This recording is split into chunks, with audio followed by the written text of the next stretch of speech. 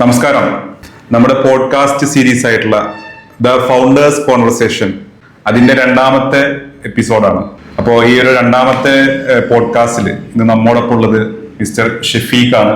അദ്ദേഹം ഒരു marketing consultant ആണ്. അതിനു പുറമെ പല ബിസിനസ്സുകളും ചെയ്യുന്നുണ്ട്.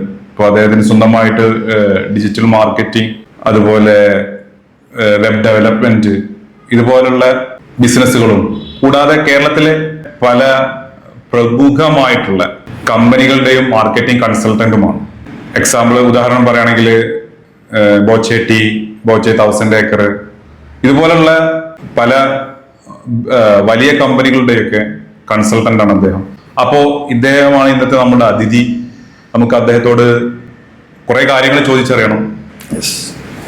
പറയൂ, നമ്മുടെ ഒരു സ്റ്റോറി, നിങ്ങളുടെ ഒരു ലൈഫ് സ്റ്റോറി, അതുപോലെ നിങ്ങളുടെ ഒരു സംരംഭകമൊക്കെ പറയുകയാണെന്നുണ്ടെങ്കിൽ കുറെ മുന്നത്തെ കഥ പറയണേ. 7ാം ക്ലാസ് മുതൽ സംരംഭകം, അതൊക്കെ ആളുകൾക്ക് കേൾക്കാൻ പക്ഷെ ഭയങ്കര ലെങ്ത് ആവും. പോഡ്കാസ്റ്റ് കുറച്ച് പറയാൻ തോന്നുന്നു.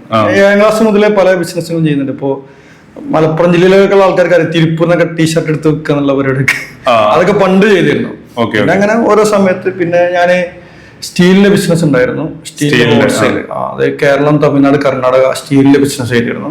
പിന്നെ അതിന്റെ കൂടെ തന്നെ ഞാൻ എന്ത് എനിക്ക് തോന്നിയത് ഒരു ഇരുന്ന ബിസിനസ് എനിക്ക് സെറ്റ് ആവുന്നില്ല. അങ്ങനെ 10 വർഷം കഴിഞ്ഞിട്ട് അപ്പൊ എനിക്ക് പത്രത്തിന്റെ ഏജൻസി ഉണ്ടായിരുന്നു, ന്യൂസ് പേപ്പർ ഏജൻസി. അപ്പൊ ഡിജിറ്റലിലേക്ക് ഇങ്ങനെ കൺവേർട്ട് ആവുന്ന സമയമാണ്. അപ്പൊ ഈ ന്യൂസ് പേപ്പറുമായി കണക്ട് ചെയ്തുകൊണ്ട് തന്നെ ഞാൻ എന്ത് ചെയ്തു, ന്യൂസ് ഡിജിറ്റൽ എങ്ങനെ കൈമാറാന്നുള്ള ഒരു 2012 മുതൽ സ്റ്റാർട്ട് ചെയ്തിട്ടുണ്ടായിരുന്നു. അപ്പോ അങ്ങനെ തുടങ്ങി. അത് അപ്പോഴാണ് എനിക്ക് മനസ്സിലായത് ന്യൂസിന് ഇനിയും പല മീഡിയാസ് ഉണ്ട്. ഇപ്പൊ മെയിൻ സ്ട്രീം മീഡിയാസ് ഒക്കെ ചെയ്യുന്നത് വെച്ചാൽ അവരെ വെബ്സൈറ്റിൽ ന്യൂസ് ഇടുക, അല്ലെങ്കിൽ അവരെ എന്തെങ്കിലും ഒരു ആപ്പോ അല്ലെങ്കിൽ ഡെയിലി ഹണ്ട് എന്നുള്ള ആപ്പ്, അങ്ങനത്തെ വളരെ ചുരുക്കം സാധനങ്ങളായിരുന്നു ആ സമയത്ത് ഉണ്ടായിരുന്നത്. അപ്പോഴാണ് ഞാൻ എന്ത് ചെയ്തത്, ഒന്നും കൂടി ന്യൂസ് പബ്ലിക്കിന്റെ ഇടയിൽ കുറച്ചും കൂടി നല്ല ന്യൂസുകൾ. അപ്പൊ വാട്സപ്പ് ഒക്കെ ഇങ്ങനെ വന്ന്, ജിയോ വന്ന് ലൈവ് ആയിക്കൊണ്ടിരിക്കുന്ന സമയം.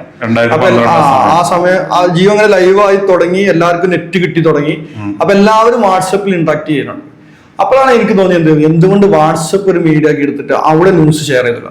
അപ്പൊ ഞാൻ സ്റ്റീൽ ബിസിനസ് ഉണ്ട്. രാവിലെ 8 മണിക്ക് സ്റ്റാർട്ട് ചെയ്യുന്നു, ഓഫീസിൽ പോകുന്നു, ഉച്ചക്ക് വൈകിട്ട് എന്ത് ചെയ്യുന്നു, തിരിച്ചു വരുന്നു. അപ്പൊ എനിക്കൊരു ട്രാവൽ ടൈം ഉണ്ടായിരുന്നു, 1 മണിക്കൂർ ട്രാവൽ ടൈം. ആ സമയത്താണ് ഞാൻ എന്ത് ചെയ്തു, ആ ട്രാവൽ ടൈമിൽ ഞാൻ അന്നത്തെ എല്ലാ ന്യൂസുകളൊക്കെ വായിക്കും. ചെറുപ്പം മുതലേ തുടങ്ങിയാണ് ഈ ന്യൂസ് വായിക്കുക എന്നുള്ളൊരു ഇത്. അപ്പൊ ഈ ന്യൂസ് പേപ്പർ ഏജൻസി ഉണ്ടാകുന്നത് രാവിലെ പത്രത്തിലുള്ള ന്യൂസ് വായിക്കുന്നുണ്ട്, പിന്നെ ഡിജിറ്റലിലുള്ള ന്യൂസ് വായിക്കുന്നുണ്ട്. ഉണ്ട്, അത് വായിക്കാൻ നമുക്ക് ഭയങ്കര ഇഷ്ടമാണ്. അപ്പൊ ഈ ബസ്സിലുള്ള ഈ 1 മണിക്കൂർ സമയം, ബസ്സിലാണെന്ന് കാരണം ഫ്രീ ആയി ട്രാവൽ ചെയ്യാൻ പറ്റുന്ന ബസ് ആയതുകൊണ്ട് ആ 1 മണിക്കൂർ ബസ്സിൽ ഞാൻ എന്ത് ചെയ്യും, ബൈക്ക് ബസ് സ്റ്റോപ്പിൽ കൊണ്ട് സ്റ്റോപ്പ് ചെയ്തിട്ട് നേരെ ബസ് കയറി.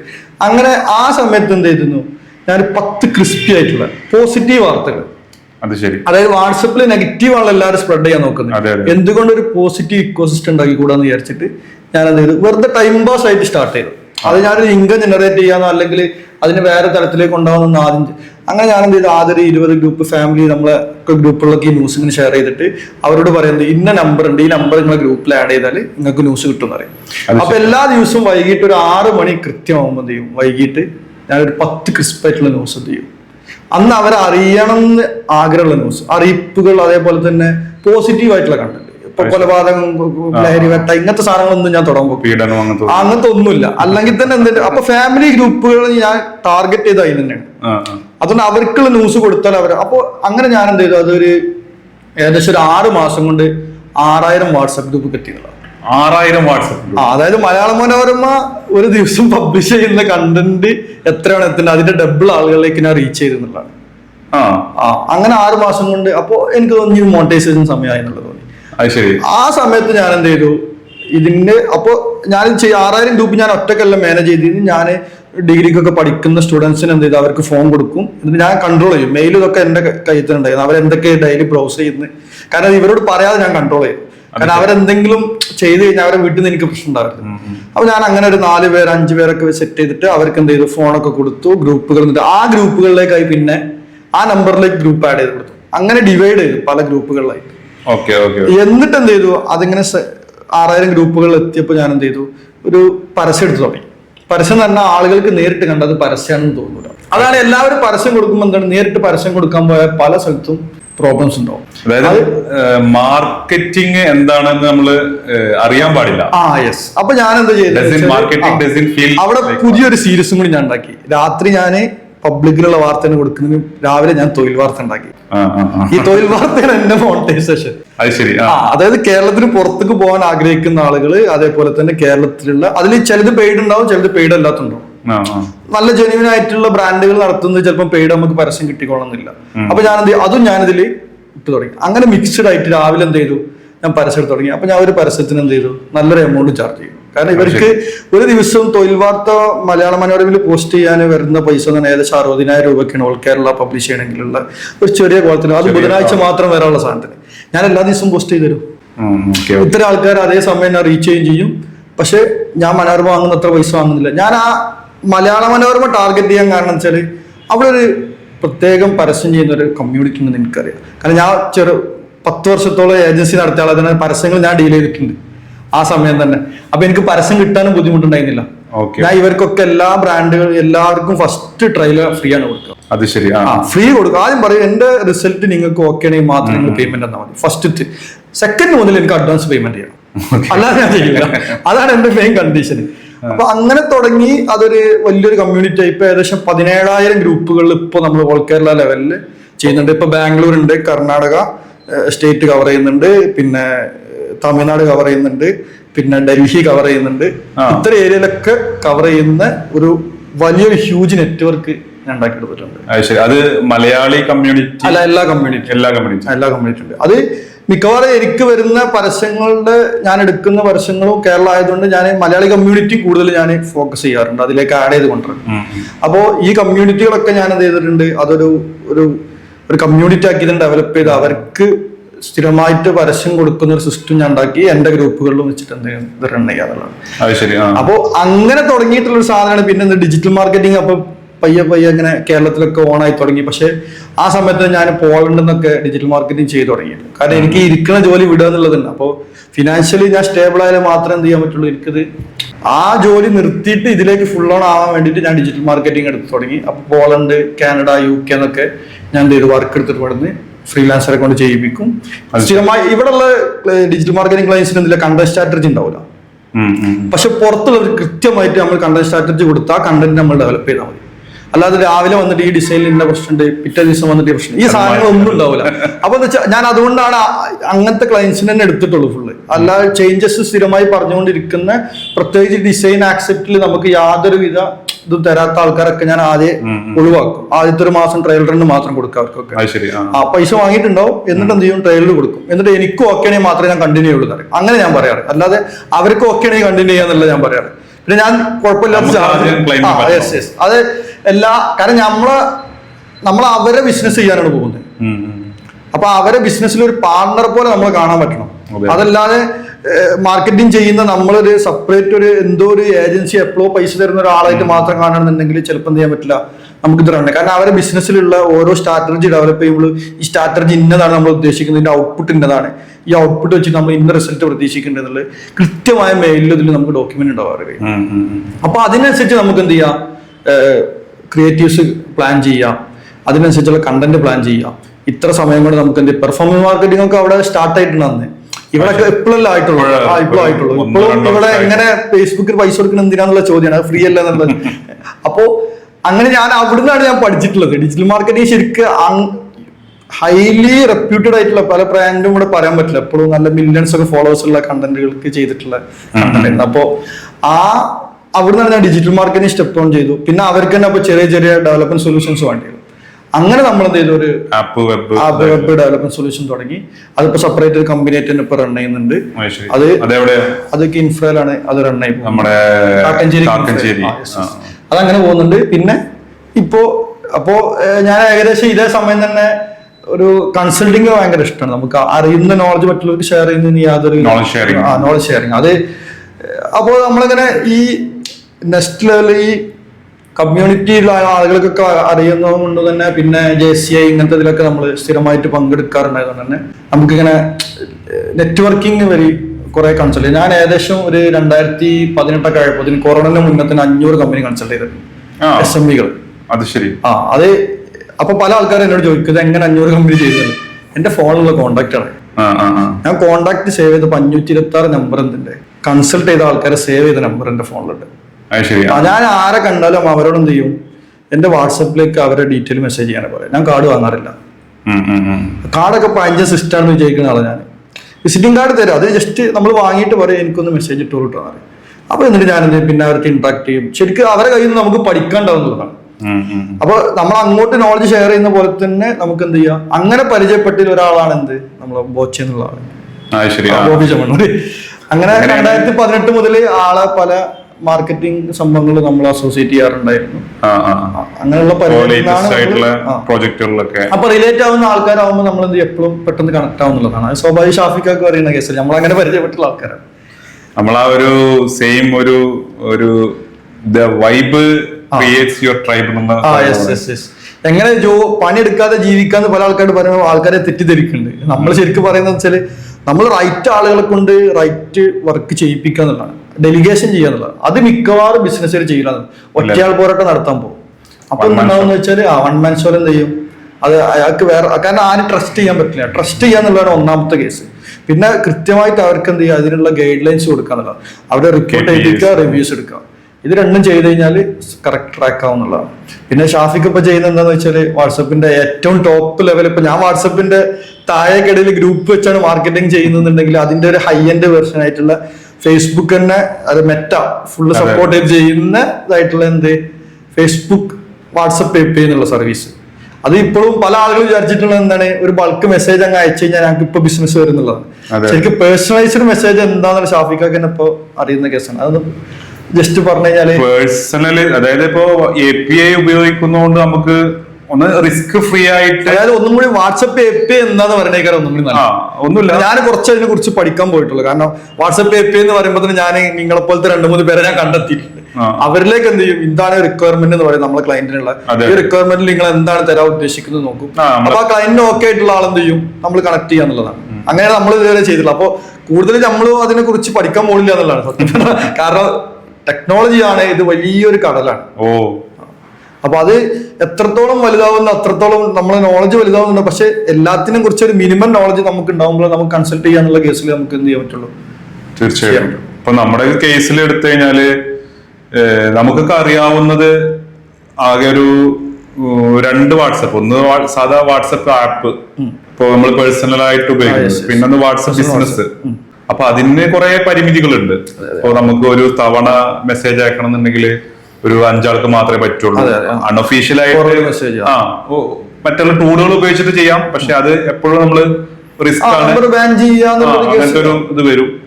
പിന്നെ അതിലിപ്പോ നമുക്കൊരു കസ്റ്റമർ സെഗ്മെന്റ് ചെയ്യാന്ന് പറയും നമ്മളൊരു, അതായത് ഓരോ സെഗ്മെന്റ് വൈസ് ഇപ്പൊ ആര് എൻക്വയറി നടത്തി, ആര് പേയ്മെന്റ് ഇട്ടു. അതായത് ഇപ്പൊ വാട്സപ്പിന് പറയുന്ന ഫീച്ചർ ലാബിൽ ചെയ്യാം. ലാബിൽ അത് ബേസിക് ഫീച്ചർ, പിന്നെ ബിസിനസ് ആപ്പിലുള്ളതാണ്. അതിന്റെ അപ്പുറം ഓട്ടോമേഷൻ റിലേറ്റഡ് ആയിട്ട് നടക്കണമെന്നുണ്ടെങ്കിൽ അതായത് ഇപ്പൊ ഇവിടെയുള്ള ആൾക്കാരൊക്കെ ഓട്ടോമേഷൻ പറയുമ്പോ വിചാരിക്കുന്നത് എന്താന്ന് വെച്ചാല് എന്തോ കുറെ സോഫ്റ്റ്വെയർ കൊടുത്തിട്ട് ചെയ്യാന്നുള്ളതാണ്. ശരിക്കും അതൊരു എവിടുന്ന് ഒരു കസ്റ്റമർ ഒരു ജേണിയാണ് നമ്മൾ എന്ത് ചെയ്യണം, അവിടെ ഓപ്ഷൻസ് കൊടുക്കുക എന്നുള്ളതാണ് ശരിക്കും. ഉദാഹരണമായിട്ട് ബോച്ച ടീത്തിനെ നമ്മളൊരു സിസ്റ്റം ചെയ്തു, സിമ്പിൾ. അതായത് കസ്റ്റമർ കെയറിൽ ആദ്യം അവിടെ നമ്മൾ ബിസിനസ് API ചെയ്തിട്ടുണ്ടായിരുന്നില്ല. അപ്പോഴാണ് നമുക്ക് എന്ത് ചെയ്തു, ആദ്യത്തെ ഒരു 1 month നമ്മൾ ഒരു കോൾ സെന്റർ മാത്രമാണ് ഉണ്ടായത്. അപ്പൊ കോൾ സെന്ററിൽ എത്ര കോൾ എടുത്തിട്ടും 24 hours കോൾ സെന്റർ വർക്ക് ചെയ്യുക എന്നുള്ളത് ഭയങ്കര എക്സ്പെൻസീവ് ആണ്. അപ്പൊ നമ്മൾ എന്ത് ചെയ്തു, ഈ സ്ഥിരമായിട്ട് വരുന്ന ചോദ്യങ്ങൾ നമ്മൾ എന്ത് ചെയ്തു, FNQ ലിസ്റ്റ് ഔട്ട് ചെയ്തു. എന്നിട്ട് നേരെ എന്ത് ചെയ്തു, അത് ലിസ്റ്റ് ഔട്ട് ചെയ്തിട്ട് അതിന് അഗേൻസ്റ്റ് ആയിട്ട് നമ്മൾ ചാറ്റ് ബോർഡ് ഉണ്ടാക്കി എന്നുള്ളതാണ്. അതായത് 15 സ്റ്റാഫുള്ള സ്ഥലത്തേക്ക് എന്ത് ചെയ്തു, ഒറ്റ ചാറ്റ് ബോർഡ് വർക്ക് ചെയ്യാണ്. അപ്പോ പിന്നെ ലാസ്റ്റ് ഇവർക്ക് എന്തെങ്കിലും ഓൺ കോൾ എടുക്കണമെങ്കിൽ മാത്രം അവർക്ക് ഒരു ബട്ടൺ കൊടുത്താൽ അവർക്ക് പിറ്റേ ദിവസമാണ് കോൾ പോകേണ്ട ആവശ്യമുള്ളത്. ആർക്കാണ് കോൾ വേണ്ടത്, കുറെ പ്രോബ്ലം അവിടെ സോൾവ്. മിക്കവാറും കസ്റ്റമർ സപ്പോർട്ടിലൊക്കെ എന്ത് ചെയ്യുക, ഒരു ചാറ്റ് ബോർഡോട് തീർക്കാൻ പറ്റുന്ന സാധനങ്ങളാണ് എന്ത് ചെയ്യുന്നത് നിർത്തുന്നത്. അതേപോലെ തന്നെ ഇ-കൊമേഴ്സിൽ പല ആൾക്കാർ ചാറ്റ് ബോർഡ് വെച്ചിട്ടുണ്ടാവും. ചാറ്റ് ബോർഡ് വെച്ച് എന്തിനാന്ന് വെച്ചാൽ ഞങ്ങൾ ചാറ്റ് ബോർഡ് ഒക്കെ ഉള്ള വലിയൊരു വെബ്സൈറ്റ് ആണ്, അല്ലെങ്കിൽ ഒരു 50 ലക്ഷം കൊടുത്തിട്ട് ഒരു ഇ-കൊമേഴ്സ് ഡെവലപ്പ് ചെയ്തിട്ടുണ്ടാവും. ഈ ചാറ്റ് ബോർഡ് വർക്ക് ചെയ്യുന്നുണ്ടോ, അത് എന്തിനാണ് വർക്ക് ചെയ്യുന്നത്? ഇപ്പോഴുള്ള ഞാൻ കണ്ട ഒരു സിനാരിയോ, ഇപ്പൊ നമ്മള് അടുത്തിടെ കൺസൾട്ട് ചെയ്ത എല്ലാ ഇ-കൊമേഴ്സ് വെബ്സൈറ്റിലുള്ള ഒരു പോസിറ്റീവ് എന്താ വെച്ചാൽ, ഒരു പുതിയ പ്രൊഡക്റ്റാണ് നമ്മൾ ഇൻട്രൊഡ്യൂസ് ചെയ്യണമെന്നുണ്ടെങ്കിൽ ആ പ്രൊഡക്റ്റിന് അഗേൻസ്റ്റ് ആയിട്ട് അവിടെ ഒരു ചാറ്റ് ബോർഡ് വർക്ക് ചെയ്യാന്നുള്ളത്. ഇപ്പോ നേരത്തെ നിങ്ങൾ പറഞ്ഞ പോലെ തന്നെ പേഴ്സണലൈസ്ഡ് ചാറ്റ് വർക്ക് ചെയ്യുന്നത് അതിപ്പോ ഹ്യൂമൻ ആയിരിക്കും അല്ലെങ്കിൽ AI ആയിരിക്കും. അപ്പോ ഈ പല സ്ഥലത്തും ഞാൻ ഹ്യൂമൻ വെച്ചിട്ട് ഫസ്റ്റ് ടെസ്റ്റ് ചെയ്തു, എന്നിട്ട് ആ സാധനം ഞാൻ ഓട്ടോമേറ്റ് ചെയ്യാൻ നോക്കി. അപ്പൊ ഉണ്ടായെന്ന് വെച്ചാല് ഈ ചാറ്റ് ബോട്ടിൽ വരുന്ന ആളുകൾ കൺവേർഷനും ചാറ്റ് ബോട്ടിൽ വരാതെ പോകുന്ന ആൾക്കാർ കൺവേർഷനും ഭയങ്കര കുറവാണ്. ഒരാൾ ചാറ്റ് ബോട്ടിൽ കൺവേർഷൻ എടുക്കുകയാണെന്നുണ്ടെങ്കിൽ ഭയങ്കര ഹ്യൂജ് കൺവേർഷൻ ആണ് വരുന്നത്. അല്ല അപ്പൊ നമ്മളപ്പോ ഒരാൾ എന്തെങ്കിലും ഒരു സാധനം സെർച്ച് ചെയ്യുന്നുണ്ട്, ഇപ്പൊ ഒരു നല്ല ഒരു ഹൈ വാല്യൂ പ്രൊഡക്റ്റ് ആണെന്നുണ്ടെങ്കിൽ നമ്മൾ എന്ത് ചെയ്യാണ്, അവർക്ക് സ്പെഷ്യൽ ഓഫർ അപ്പോട് പൊട്ടിക്കണം. അത് നമ്മൾ ഓൾറെഡി നമ്മളെ ചാറ്റ് ബോട്ടിലുള്ള ആൾക്കാർക്ക് കൊടുത്തിട്ടുണ്ട്. അപ്പൊ ഇയാൾ എന്താണ് തരുന്നത്, എന്താണ് അയാൾക്ക് അവർ കോംബോ ഓഫർ കൊടുക്കുക. അപ്പൊ സെയില് ഭയങ്കരമായിട്ട് 10x to 20x ഗ്രോത്ത് ചെയ്യുക. അത് സാധാരണ ഒരു ചെറിയൊരു സെറ്റപ്പിൽ പോകുന്ന ഒരു ഇ-കൊമേഴ്സിന് 10x ഗ്രോത്ത് ഇ-കൊമേഴ്സിൽ വരാൻ ഭയങ്കര ഹ്യൂജ് ആണ്. വിത്തൗട്ട് സ്റ്റാഫ് ഇല്ലാതെ നടക്കുന്ന കേസാണ്. അത് ശരിക്കും ഇപ്പൊ നമ്മൾ കഴിഞ്ഞ ദിവസം സംസാരിച്ച പോലെ ഒരു AI നടത്തണമെന്നുണ്ടെങ്കിൽ അത് ഒന്നും കൂടി ഫാസ്റ്റ് ആവുന്നുള്ളതാണ്. കാരണം അവർക്ക് വേണ്ട പേഴ്സണലൈസ്ഡ് റീപ്ലൈ ആണ് പോകുന്നുള്ളതാണ്. ഇപ്പോ നമ്മളെ ഒരു കേസിൽ ഇപ്പോ നിങ്ങൾ പറഞ്ഞ പോലെ തന്നെ അവിടെ സംഭവിക്കുന്നത് ശരിക്കും എന്താ വെച്ചാൽ ഒരു കൺസൾട്ടേറ്റീവ് മോഡലിൽ നമുക്ക് ചെയ്യാം. അതായത് ആ കസ്റ്റമറോട് അല്ലെങ്കിൽ അവരുടെ ഒരു റിക്വയർമെന്റ് ആദ്യം എടുത്തിട്ട് അതിനനുസരിച്ചിട്ട് ഒരു പ്രോഡക്റ്റ് അവർക്ക് പിന്നെ സജസ്റ്റ് ചെയ്യുന്ന രൂപത്തിലൊക്കെ ചെയ്യുന്നതാണ് ശരിക്കും ഇ-കൊമേഴ്സിൽ നിങ്ങൾ പറഞ്ഞ പോലെ. അതല്ലാതെ നമ്മൾ ഫസ്റ്റ് ഒരു പ്രൊഡക്റ്റ് പുള്ള് ചെയ്യാൻ പോകുന്ന എപ്പോഴും എന്താണ് അത് ഫെയിൽ. അതാണ് മിക്കവാറും. ഇപ്പൊ ഒരു ഡാറ്റാബേസ് എടുക്കുന്നു, ആ ഡാറ്റാബേസ് എടുത്തിട്ട് ഇപ്പൊ UAE ഒരു വെൽനെസ് പ്രൊഡക്റ്റ് ബ്രാൻഡിന്റെ നെയിം ഞാൻ പറയുന്നില്ല. അപ്പോ അവര് ഫസ്റ്റ് ചെയ്തത് എന്താന്ന് വെച്ചാല് കുറെ പെർഫോമൻസ് മാർക്കറ്റിംഗ് ചെയ്തു. ജസ്റ്റ് വെബിലേക്ക് നേരെ ലാൻഡിംഗ് പേജ് ഇട്ടിട്ട് ഇ-കൊമേഴ്സിൽ വന്ന ആൾക്കാർ വാങ്ങുന്നുള്ളൊരു സാധനം. അപ്പൊ ഞാൻ പറഞ്ഞത് ഒരു 10% ഡിസ്കൗണ്ട് ഇട്ടുള്ളൂ ഏതെങ്കിലും ഒരു പ്രൊഡക്റ്റ് എടുത്തിട്ട്, അല്ലെങ്കിൽ ഏറ്റവും ടോപ്പ് ലെവൽ സെയിലിൽ പ്രതീക്ഷിക്കാവുന്ന. കാരണം അവർക്ക് ഓൾറെഡി എന്തുണ്ട്, UAE വെൽനെസ്സിൽ ഭയങ്കര സ്റ്റോറുകൾ ഉള്ള സ്ഥലമാണ്. അപ്പോൾ ആ സ്റ്റോറിൽ മൂവ് ചെയ്യുന്ന ഒരു പ്രൊഡക്റ്റ് എടുത്തോളാം, എന്നിട്ട് ആ പ്രൊഡക്റ്റിന് 10% ഒരു പെർസെന്റേജ് ഡിസ്കൗണ്ട് കൊടുക്കാം. എന്നിട്ട് അതിനൊരു നല്ലൊരു ക്രിയേറ്റീവ്സ് വീഡിയോ, അതേപോലെ തന്നെ ഒരു ഇമേജ്, ഇതൊക്കെ പല ക്രിയേറ്റീവ്സും ഒരേ സമയം ഉണ്ടായിരുന്നു. ഇത് ഏറ്റവും പെർഫോമിംഗ് ഉള്ള സാധനം നമ്മൾ ടെസ്റ്റ് ചെയ്യും. അപ്പോ ആ സാധനത്തിൽ ഉണ്ടായത് എന്താന്ന് വെച്ചാല്, അപ്പോ ഇത്രയും വലിയൊരു ഏകദേശം ഒരു 3000 ദിർഹംസ് ആയിരുന്നു ആ പ്രൊഡക്റ്റിന്റെ റേറ്റ്. അപ്പൊ ഈ വാങ്ങാൻ വരുന്ന ഹൈ വാല്യൂ പ്രൊഡക്റ്റ് ആയതുകൊണ്ട് തന്നെ വാങ്ങാൻ വരുന്ന കസ്റ്റമറിന് ഭയങ്കര സംശയമായിരുന്നു, ഇതൊരു ഫ്രോഡ് വെബ്സൈറ്റ് ആണോ. അപ്പോ ഞാൻ അവരോട് പറഞ്ഞത്, നിങ്ങൾ കസ്റ്റമർ കെയർ ഇതൊക്കെ ഉണ്ട്, ചാറ്റ് ബോട്ട് ഓൺ ആക്കും, പർച്ചേസ് നേരിട്ട് ഇ-കൊമേഴ്സും സ്റ്റോപ്പ് ചെയ്യാം. എന്നിട്ട് എന്ത് ചെയ്യാം, അവര് എന്തെങ്കിലും ഒരു സാധനം ഉണ്ടെങ്കിൽ അപ്പൊ പർച്ചേസ് നേരെ വാട്സപ്പിലേക്ക് കുറച്ച് കാലം ഉണ്ടായിരുന്നു. ജസ്റ്റ് ഒരു റീഡയറക്റ്റും ചെയ്തിട്ടുള്ളൂ. എന്നിട്ട് അവരെ സംശയങ്ങൾ മൊത്തം തീർത്തു. അപ്പൊ ഇവര് ഏകദേശം എനിക്ക് തോന്നുന്ന ഒരു 50-നടുത്ത് ബ്രാഞ്ചുള്ളൊരു ബ്രാൻഡിന്റെ സ്ഥിതി ഇങ്ങനെയാണ്. അവർക്ക് എന്തില്ല, അവർക്ക് പോലും ട്രസ്റ്റബിൾ ആളുകൾക്ക് കൊടുക്കാൻ സാധിക്കണില്ല എന്ത് ഓൺലൈനില്. അതിനുവേണ്ടി നമ്മൾ ആദ്യം ട്രസ്റ്റ് ബിൽഡ് ചെയ്യുന്നില്ല. പിന്നെ അത് റീപർച്ചേസ് ഉള്ള റീഓർഡർ ഉള്ള സാധനമാണ്. അപ്പോ ഫസ്റ്റ് ലെവലിൽ നമ്മൾ ഈ കൺവേർഷൻ, ഈ ഒരു ഹ്യൂമൻ കൺവേർഷൻ നടന്നു കഴിഞ്ഞാൽ പിന്നെ ഓട്ടോമാറ്റിക്കലി എന്ത് ചെയ്തോളൂ, അവരെല്ലാ വീക്കിലും ഇത് പർച്ചേസ് ചെയ്ത് പോയിക്കോളും. അതിലെന്ത് ചെയ്തു, അവരുടെ സെയില് ഭയങ്കരമായിട്ട് കൂടിയതല്ലോ. ഈ പ്രൊഡക്റ്റ് പർച്ചേസ് ചെയ്യാൻ വരുന്ന ആൾക്കാരെ ഓട്ടോമാറ്റിക്കലി പിന്നെ അടുത്ത പ്രൊഡക്റ്റ് എന്ത് ചെയ്തു, ചാറ്റ് ഒന്നും എടുക്കാതെ പർച്ചേസ് ചെയ്യാൻ തയ്യാറായി എന്നുള്ളത്. അപ്പൊ നമ്മൾ ഹൈ വാല്യൂല് ഒരാളെ ഹ്യൂമനെ വെച്ചിട്ട് എന്ത് ചെയ്തു, ഇത് ടെസ്റ്റ് ചെയ്തെന്നുള്ളതാണ്. ചാറ്റ് ബോട്ട് വർക്ക് ചെയ്യിപ്പിച്ചു. എന്നിട്ട് എന്ത് ചെയ്തു, അപ്പൊ ഈ സ്റ്റാഫിന് കൊടുക്കേണ്ട സാലറിന്റെ ഡബിൾ എന്ത് ചെയ്തു അവിടെ ഏൺ ചെയ്തു എന്നുള്ളതാണ്. അത് അവരെന്ത് ചെയ്തു, അവിടെ UAE വെച്ചില്ല സ്റ്റാഫിനെ, ഇന്ത്യയിൽ വെച്ചു. അപ്പൊ വീണ്ടും കട്ട് ചെയ്തു. അതെന്താ വെച്ചാൽ ഞാൻ കൊടുക്കുന്ന പരീക്ഷണം ആയതുകൊണ്ട് തന്നെ ഇപ്പൊ മിക്കവാറും ഓണേഴ്സിന്റെ ഒരു പ്രശ്നം എന്താന്ന് വെച്ചാല്, അവരൊരിക്കലും ഫസ്റ്റ് ടൈമില് ഒരു സ്റ്റാഫിന് സ്പെൻഡ് ചെയ്യുന്ന പോലെ ഒരു ടെക്നോളജിക്ക് സ്പെൻഡ് ചെയ്യാൻ തയ്യാറില്ല എന്നുള്ളതാണ്. അതാണ് ശരിക്കും എല്ലാവരും ഇനി മാറി തുടങ്ങിയാല്. ഇനീഷ്യലി എന്ത് ചെയ്യും, ഇപ്പൊ ഒരു സ്റ്റാഫിനെ നമ്മൾ കൊടുത്ത് ട്രെയിൻ ചെയ്യാനുള്ള സമയം, അല്ലെങ്കിൽ അയാൾ എക്സ്പീരിയൻസ് അല്ലാന്നുണ്ടെങ്കിൽ അതിനുള്ള സമയങ്ങളൊക്കെ നമ്മൾ കൊടുക്കുന്നില്ല. അതേ സമയം ടെക്നോളജിയും കൊടുക്കാൻ തയ്യാറായി എന്ത് ചെയ്യും, ഭയങ്കരമായിട്ട് boost all over the world. Just ഒരു ടെസ്റ്റിംഗ് കൊടുക്കുക, പിന്നെ അത് ഒപ്റ്റിമൈസ് ചെയ്യാം, പിന്നെ അത് റൺ ചെയ്യാം. അതായത് ഇപ്പൊ നമ്മള് ഓട്ടോമേഷന്റെ കാര്യങ്ങൾ പറയുന്നതാണ് സെറ്റ് ആൻഡ് ഫോർഗെറ്റ്. ഫസ്റ്റ് നമ്മൾ സെറ്റ് ചെയ്യുക, അതിൽ കുറച്ച് സമയം എടുക്കും, പിന്നെ ഫോർഗെറ്റ്, അതങ്ങനെ ഓടിക്കോളും, പിന്നെ നമ്മള് മറക്കുക, അതിന് സമയം കൊടുക്കൂല എന്നുള്ളതാണ്. അതായത് ആദ്യത്തെ 2 ആഴ്ച കൊണ്ട് തന്നെ റിസൾട്ട് വരുമ്പോഴാണ് എന്ത് ചെയ്യുന്നത്, ഇമ്മീഡിയറ്റ് റിസൾട്ട് വേണമെന്നുള്ള. ഇന്ന് വാഴ വെച്ച് ഇന്നെ പല വട്ടണം അങ്ങനെ വരുന്നവരൊന്നും ഞാൻ എടുക്കാറില്ല. ഞാൻ മിനിമം 6 മാസം നമുക്ക് കൺസൾട്ടിങ്ങിന് ഇരിക്കാൻ തയ്യാറുള്ളവരെ മാത്രമേ ഞാൻ എടുക്കാറുള്ളൂ. പിന്നെ അഡ്വാൻസ് പേയ്മെന്റ് എന്നാലും നാളെ മുതൽ കൺസൾട്ടിങ് കൊടുക്കുള്ളൂ. അല്ലാത്തവരൊക്കെ എന്താ വെച്ചാല് നമ്മളിത് കൊടുക്കുന്നത് നമ്മള് വർഷങ്ങളെടുത്തിട്ടുള്ള എക്സ്പീരിയൻസ് ഒന്നും പല കമ്പനികൾക്ക് നമ്മള് രാത്രിയും പകലും വർക്ക് ചെയ്ത എക്സ്പീരിയൻസ് ആണ് നമ്മൾ ഷെയർ ചെയ്യുന്നത്. അപ്പൊ ഇതാരും വെറുതെ ആരും സഹായിക്കാൻ വേണ്ടി ചെയ്യുന്നതല്ല, ഫ്രീ ആയിട്ട് കൊടുക്കേണ്ട ആവശ്യമില്ല എന്ന് തോന്നുന്നത് തന്നെയാണ്. കാരണം നമ്മള് ചെയ്യുന്ന വർക്കിന് കൃത്യമായിട്ട് വാല്യൂ തരുന്നവർക്ക് മാത്രം നമ്മൾ വർക്ക് ചെയ്താൽ മതി. അല്ലാത്തവരൊക്കെ ചെയ്യുന്ന ഒരു ടൈം പാസ് പരിപാടികളായിരിക്കും അവർക്കുള്ളതൊക്കെ. പിന്നെ ഇപ്പൊ നമ്മള് വാട്സപ്പ് API ശരിക്ക് വന്നില്ല. ഞാൻ പറഞ്ഞ ശരിക്കും 3 വാട്സപ്പ് ഉണ്ട്. ഒന്നിപ്പോ നമ്മള് ആദ്യം പറഞ്ഞ പോലെ നമ്മള് എല്ലാരും ഉപയോഗിക്കുന്ന വാട്സപ്പ്, പിന്നെ വാട്സപ്പ് ബിസിനസ്, അതിന്റെ അപ്പുറം API എന്ന് പറഞ്ഞാൽ ആപ്ലിക്കേഷൻ പ്രോഗ്രാം ഇന്റർഫേസ് എന്നുള്ളതിന്റെ ഒരു ചുരുക്കപ്പേരാണ്. അത് തരുന്നത് ശരിക്ക് ആരാണെന്ന് വെച്ച് കഴിഞ്ഞാല് ഇതിനൊരു പാർട്ട്നേഴ്സ് ഉണ്ട്, ബിസിനസ് സർവീസ് പ്രൊവൈഡേഴ്സ്, BSP എന്നുള്ള രൂപത്തിലൊക്കെ, അല്ലെങ്കിൽ technology Facebook better technology partners എന്നാണ് അവര് പൊതുവെ അറിയപ്പെടുക. അവരുടെ കുറെ പിന്നെ ഇവന്റുകളൊക്കെ ഉണ്ടാവുന്നുണ്ട്. ഇപ്പൊ മെറ്റ കണക്ട് അങ്ങനത്തെ കുറെ ഇവന്റുകൾ മിക്കവാറും ഇന്ത്യയിൽ വെച്ചിട്ടാണ് അത് ഉണ്ടാവാറ്. ഇപ്പൊ ലാസ്റ്റ് ഈ ഒരു മാസം ഉണ്ടായിരുന്നു. മെറ്റയുടെ ഏറ്റവും വലിയ ബിസിനസ് പാർട്ട്നേഴ്സ് അവരാണ്. കാരണം ആ ഒരു ബിസിനസ് API ത്രൂവേ ഉള്ളൂ വാട്സപ്പിന്റെ കേസിൽ അവർക്ക് റവന്യൂ കിട്ടുന്നുള്ളൂ. പിന്നുള്ളത് ഫേസ്ബുക്ക് ആഡിൽ മാത്രം. അത് പറഞ്ഞപ്പോൾ ഒരു പോയിന്റ് കൂടി ആഡ്. ഇപ്പൊ കഴിഞ്ഞ മാസമാണെന്ന് എനിക്ക് തോന്നുന്നത്. അതായത് ഒരു ഇ-കൊമേഴ്സ് റൺ ചെയ്യണ ഒരു മിനിമം 10 പ്രൊഡക്റ്റ് ഒക്കെ ഉള്ളതെങ്കിൽ എന്ത് ചെയ്യാം, നേരിട്ട് ഒരു വാട്സ്ആപ്പ് നമ്പർ വെച്ച്, കാരണം റിസർവ് ബാങ്കിന്റെ ഡയറക്റ്റ് ഇന്റഗ്രേഷൻ ആയി. പിന്നെ പ്രൊഡക്റ്റ് ലിസ്റ്റ് ചെയ്യാൻ പറ്റും. സാധാരണ ആൾക്കാർക്ക് ലിസ്റ്റ് ചെയ്യാൻ കാറ്റലോഗ് ഉണ്ടാക്കുക, അവിടെ തന്നെ പേയ്മെന്റ് ഗേറ്റ്. പിന്നെ മിക്കവാറും ഉണ്ടാക്കുന്നവർക്ക് ലൈസൻസ് ഉണ്ടാവും, അവിടെ വേറെ പ്രശ്നങ്ങളൊന്നുമില്ല. പിന്നെ അഡ്രസ് കളക്ട് ചെയ്യാന്നുള്ളത്. അങ്ങനത്തെ ഒരു ഇതുണ്ടായി. ഇപ്പൊ പല ആളുകളും ഒരു പ്രൊഡക്റ്റ് ഓൺലൈനിൽ വിൽക്കാന്ന് വിചാരിക്കുമ്പോൾ ആദ്യം വിചാരിക്കുന്നത് എന്താന്ന് വെച്ചാല് വലിയൊരു 10 ലക്ഷത്തിന്റെ വെബ്സൈറ്റ് ഉണ്ടാക്കണം, അല്ലെങ്കിൽ അവർ 5000 രൂപ അല്ലെങ്കിൽ 10000 രൂപ എവിടെയെങ്കിലും കൊടുത്തിട്ടുണ്ടാവും. ഒരു സാധാരണ ഡെവലപ്പ് ചെയ്യുന്ന അവരെന്തെങ്കിലും ഒരു ടീം എടുത്ത് കൊടുക്കും, കാരണം അവർക്ക് അതേ പറ്റുള്ളൂ. ഒരു ഇ-കൊമേഴ്സ് ശരിക്കും സ്പോട്ടിഫൈയിൽ ഒരു വെബ്സൈറ്റ് റൺ ചെയ്യുകയാണെങ്കിൽ അത്ര റിസ്ക് വരില്ല. Shopify sorry. അപ്പോ സ്പോട്ടിഫൈ എന്ന് പറഞ്ഞില്ല, ആ നേരെ പാട്ടിലേക്ക് പോയി.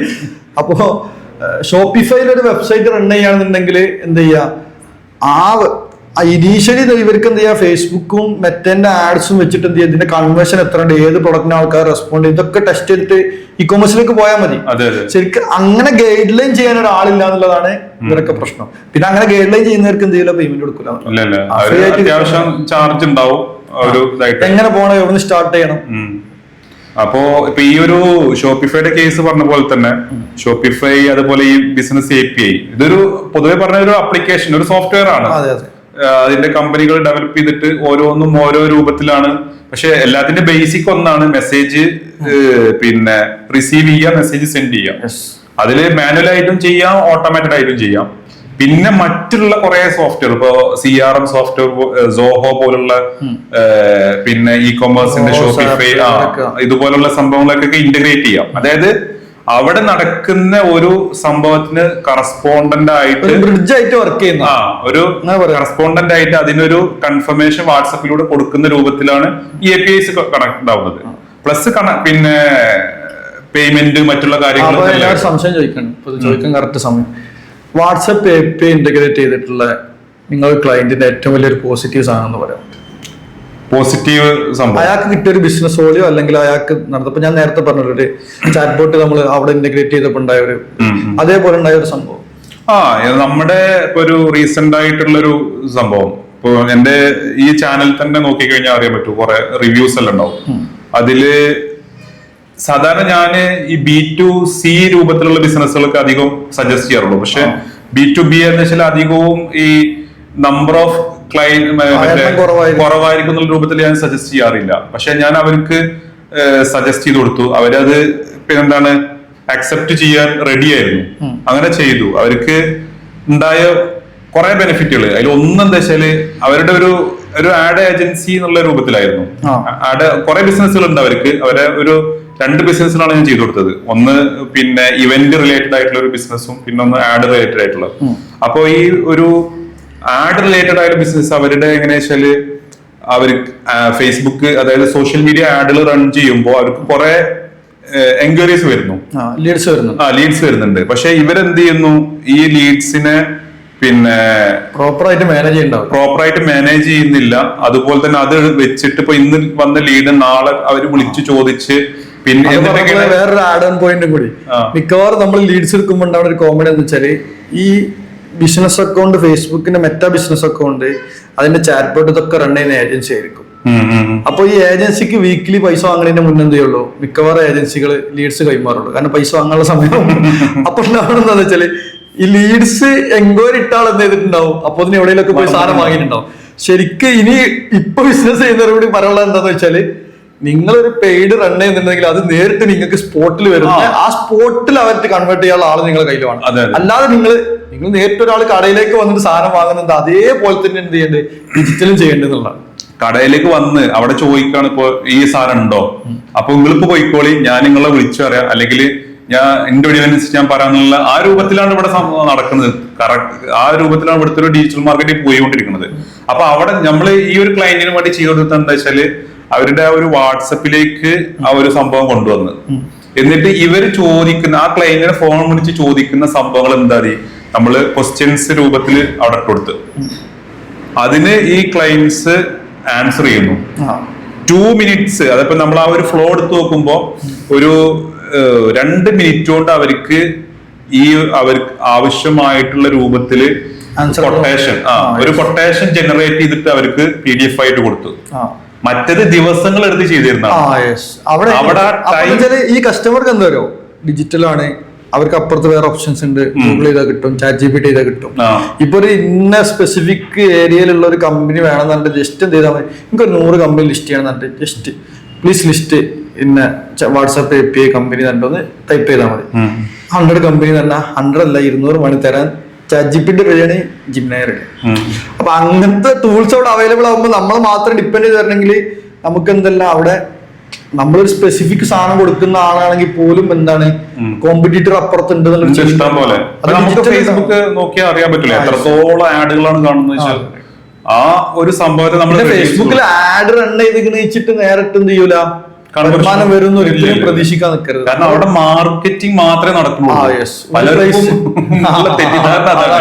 ഞങ്ങൾ ഇത്ര റൺ ആഡ് ചെയ്തു, ഇത്ര റുപ്യക്ക് പിന്നെ മാർക്കറ്റിംഗ് ചെയ്തു, സെയിൽ എവിടെയെന്ന് ഒന്നുകിൽ ഞാൻ ഒരു ട്രിവാൻഡ്രത്തിൽ ഒരു ആയുർവേദ കൺസൾട്ട് ചെയ്തു. അപ്പൊ അവരോട് ഞാൻ അങ്ങനെ സംസാരിച്ചു വന്നപ്പോ അവർ ഏകദേശം 35,000 രൂപക്ക് ഒരു മാസം അവരതിൽ ഭയങ്കര ഹ്യൂജ് എമൗണ്ട് ആണ്. അപ്പൊ ഞാൻ അതിൽ കൺവേർഷൻ ചോദിച്ചു. അപ്പൊ വളരെ ചെറിയ കൺവേർഷൻ. അപ്പൊ എന്താ കാരണം എന്ന് വെച്ചപ്പോ, ലീഡ്സ് എടുക്കുന്ന ഏജൻസിയാണ്, ഏജൻസി വീക്കിലി കൊടുക്കുന്നു. അപ്പോ അവരെ കസ്റ്റമർ ആരാന്നറിയോ, ട്രിവാൻഡ്രം എയർപോർട്ടിൽ വന്നിട്ട് ഒരു 10 ദിവസത്തിന് 5 ദിവസത്തിനൊക്കെ റെസ്റ്റ് എടുക്കാൻ വരുന്ന ആൾക്കാർ, ട്രീറ്റ്മെന്റ് എടുക്കാൻ വരുന്ന ആൾക്കാർ. അപ്പൊ ഇയാൾ തിരിച്ചു പോയതിനു ശേഷം ഇയാൾ തിരിച്ചു വിളിക്കുകയാണ്. ശരിക്കും നമ്പർ ഓഫാണ് പലതും. അപ്പൊ എന്താ, നമ്പർ ഓഫാണ് പല ആൾക്കാർ ലീഡ്സ് എടുക്കുന്നത്, ഫേക്ക് ലീഡ്സ് ആണ് തരുന്നതാണ്. ഞാൻ പറഞ്ഞു എടുക്കുന്നത്. അപ്പൊ ഞാൻ നേരെ അവരോട് പറഞ്ഞത്, നേരെ വാട്സാപ്പിലേക്ക് ആക്കിക്കോളൂ. നിങ്ങൾ ഒരു കസ്റ്റമർ കെയറിലുള്ള ഒരാൾ എന്ത് ചെയ്യുക, വർക്ക് ഫ്രം ഹോമിൽ ഒരാളെ സെറ്റ് ചെയ്യുക. അവർ കൺവേർഷൻ പേയ്മെന്റ് പറഞ്ഞാൽ മതി.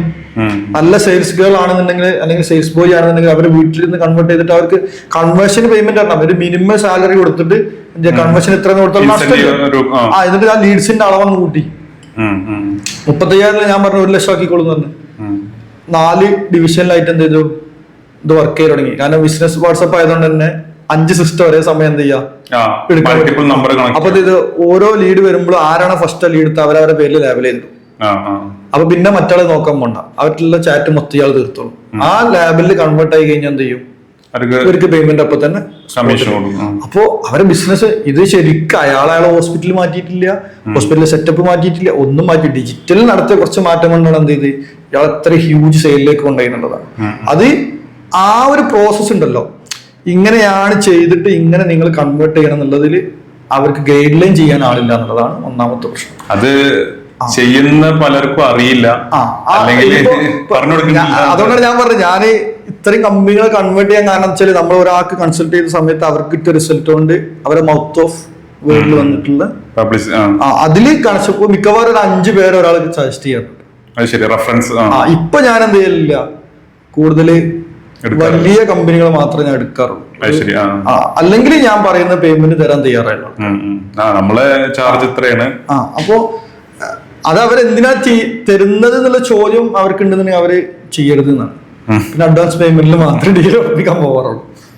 അല്ലാതെ ചെയ്യാൻ പോയെന്ന് വെച്ചാല് നമ്മൾ കൊടുത്തത് ഇപ്പോ അവര് 2 മിനിറ്റ് ഫോണിൽ സംസാരിച്ചാണല്ലോ ഈ പേയ്മെന്റ് വാങ്ങിയെന്നറിയും. അത് വേണ്ട. പിന്നെ നമ്മൾ എന്ത് ചെയ്യും, റൈറ്റ് ആയിട്ടുള്ള ആളുകൾ അവർക്ക് സെലക്ട് ചെയ്യാൻ കൊടുക്കും. ഓരോ സർവീസും ചെയ്യുന്നപ്പോ ലീഡ് മാത്രം മാനേജ് ചെയ്യുന്ന ആൾക്കാരുണ്ട്, ഏജൻസികളുണ്ട്, ക്രിയേറ്റീവ്സ് മാത്രം ചെയ്യുന്നവരുണ്ട്. ഇവർക്ക് എന്താണോ വേണ്ടിച്ചാൽ അത് ചെയ്യുന്ന ആളുകളെ നമ്മൾ എന്ത് ചെയ്യും, കണക്ട് ചെയ്ത് കൊടുക്കും. ഇവർക്ക് തീരുമാനിക്കാം ആരെ കൊണ്ട് ചെയ്യണം, എത്ര പ്രൈസ് വരെ പോവാം, എങ്ങനെ ചെയ്യണം എന്നുള്ളതൊക്കെ സംരംഭങ്ങൾ തീരുമാനിക്കുന്ന ആളും കൂടി ആണെന്ന് ഞാൻ എപ്പോഴും പറയാറുള്ളത്. ഇപ്പൊ ഞാനൊരു ലേറ്റസ്റ്റ് ചെയ്തൊരു പ്രൊജക്ട് ഒരു ടെക്സ്റ്റൈൽസ് ആയിരുന്നു. അവർ ഏകദേശം ഒരു അറിയായിരിക്കും, അപ്പൊ അവരവിടെ 40 സ്റ്റാഫുള്ളൊരു ടെക്സ്റ്റൈൽസ് എന്ത് ചെയ്യാണ്, ഒരു 300 സ്റ്റാഫുള്ള ടെക്സ്റ്റൈൽസ് പോവാണ്. അപ്പോൾ സ്റ്റാഫിനെ ഓട്ടോമേറ്റ് ചെയ്യണം, സിസ്റ്റം ഇന്റഗ്രേറ്റ് ചെയ്യണം, സോഫ്റ്റ്വെയർ ഇന്റഗ്രേറ്റ് ചെയ്യണം. അവര് നിലവിൽ കണ്ടൊരു ലോകമല്ലാന്ന് അവരെ മനസ്സിൽ ആദ്യം മാറ്റിയെടുക്കണം. അതൊരു 6 മാസത്തെ പ്രോസസ് ആയിരുന്നു. ശരിക്കും 3 മാസം കൊണ്ട് നമ്മള് ആ ടെക്സ്റ്റൈൽസ് പുതിയത് ഓപ്പൺ ആക്കി. പക്ഷെ അത് ശരിക്കും ലൈവായിട്ട് എനിക്ക് നമ്മൾ സാധാരണ ഇപ്പൊ ഒരു പ്രൊജക്ട് എക്സിക്യൂഷൻ എടുക്കുന്നുണ്ടെങ്കിൽ അതിൽ ഓൾ ഇൻ പ്രൊജക്ടിന്റെ എക്സിക്യൂഷൻ എടുക്കുന്നുണ്ടെങ്കിൽ 1 വർഷമാണ് നമ്മൾ സമയം പറയുന്നത്. മിക്കവാറും പ്രൊജക്റ്റുകളൊക്കെ 8 മാസം കൊണ്ട് നമ്മൾ എക്സിറ്റ് ആവും. നമുക്ക് ഹാൻഡ് ഓവർ ചെയ്തിട്ട് കാരണം അപ്പോത്തിന് അതിനുള്ള HR ആയിട്ടുണ്ടാവും, അവർക്ക് ഓട്ടോമേഷൻ ഉള്ള ആളുകളായിട്ടുണ്ടാവും, ഓട്ടോമേഷൻസ് ആയിട്ടുണ്ടാവും, സ്റ്റാഫിനുള്ള കെയർ ഇതൊക്കെ എല്ലാം ആയിട്ടുണ്ടാവും. പിന്നെ പുതിയ റിക്രൂട്ട്മെന്റ് എങ്ങനെ നടക്കാനുള്ള പ്രോസസ് ആയിട്ടുണ്ടാവും. പിന്നെ എങ്ങനെയാണ് ലീഡ്സ് വരുന്നത് എന്നുള്ളത്, പിന്നെ മാർക്കറ്റിംഗ് തിങ്സ് ആയിട്ടുണ്ടാവും. അത് അവർ പിന്നെ എന്ത് ചെയ്താൽ മതി, കണ്ടിന്യൂ ചെയ്താൽ മതി എന്നുള്ളതാണ്. അത് കണ്ടിന്യൂ ചെയ്ത് കൃത്യമായിട്ട് പോയിട്ടുണ്ടെന്നുണ്ടെങ്കിൽ അവർക്ക് എന്ത് ചെയ്യും, നമ്മളവിടെ റിസൾട്ട് ഉണ്ടാക്കിയിട്ടാണ് അവിടെ ഇറങ്ങി പോരുന്നത്. ശരിക്ക് സാധാരണ ഇപ്പൊ കേരളത്തിലുള്ള കൺസൾട്ടിങ് കമ്പനികളൊക്കെ ചെയ്യൽ എന്താണ്, ഒരു വർഷങ്ങളോളം ഒരേ കമ്പനിയിൽ കൺസൾട്ട് ചെയ്തിട്ട് അവരെ നന്നാക്കാൻ പോവാന്നാണ് പറയല്. നമ്മൾ പറയുന്നത് നമുക്ക് 1 വർഷം മതി. ആ 1 വർഷം കൊണ്ട് നമ്മളെ പരിപാടി തീർക്കും. അപ്പോ അതെന്താ വെച്ചാൽ കുറച്ച് റിസ്ക് ഉള്ള സാധനങ്ങളാണെങ്കിൽ നമുക്ക് ഒന്നും കൂടി ഇൻട്രസ്റ്റിംഗ് ആണ്. ഇപ്പൊ കുറെ നല്ല അടിപൊളി സ്റ്റാർട്ടപ്പുകൾ, ഇപ്പൊ കഴിഞ്ഞ ദിവസം കണ്ണൂരിലുള്ള ഒരു സ്റ്റാർട്ടപ്പ് ഉണ്ടായിരുന്നു, ഒരു ഫിറ്റ്നസിന്റെ സ്റ്റാർട്ടപ്പ് ആയിരുന്നു. അത് ഭയങ്കര യൂണീക്ക് ആയിട്ടുള്ള സാധനമാണ്. പക്ഷെ അവർക്ക് ഫണ്ടില്ല.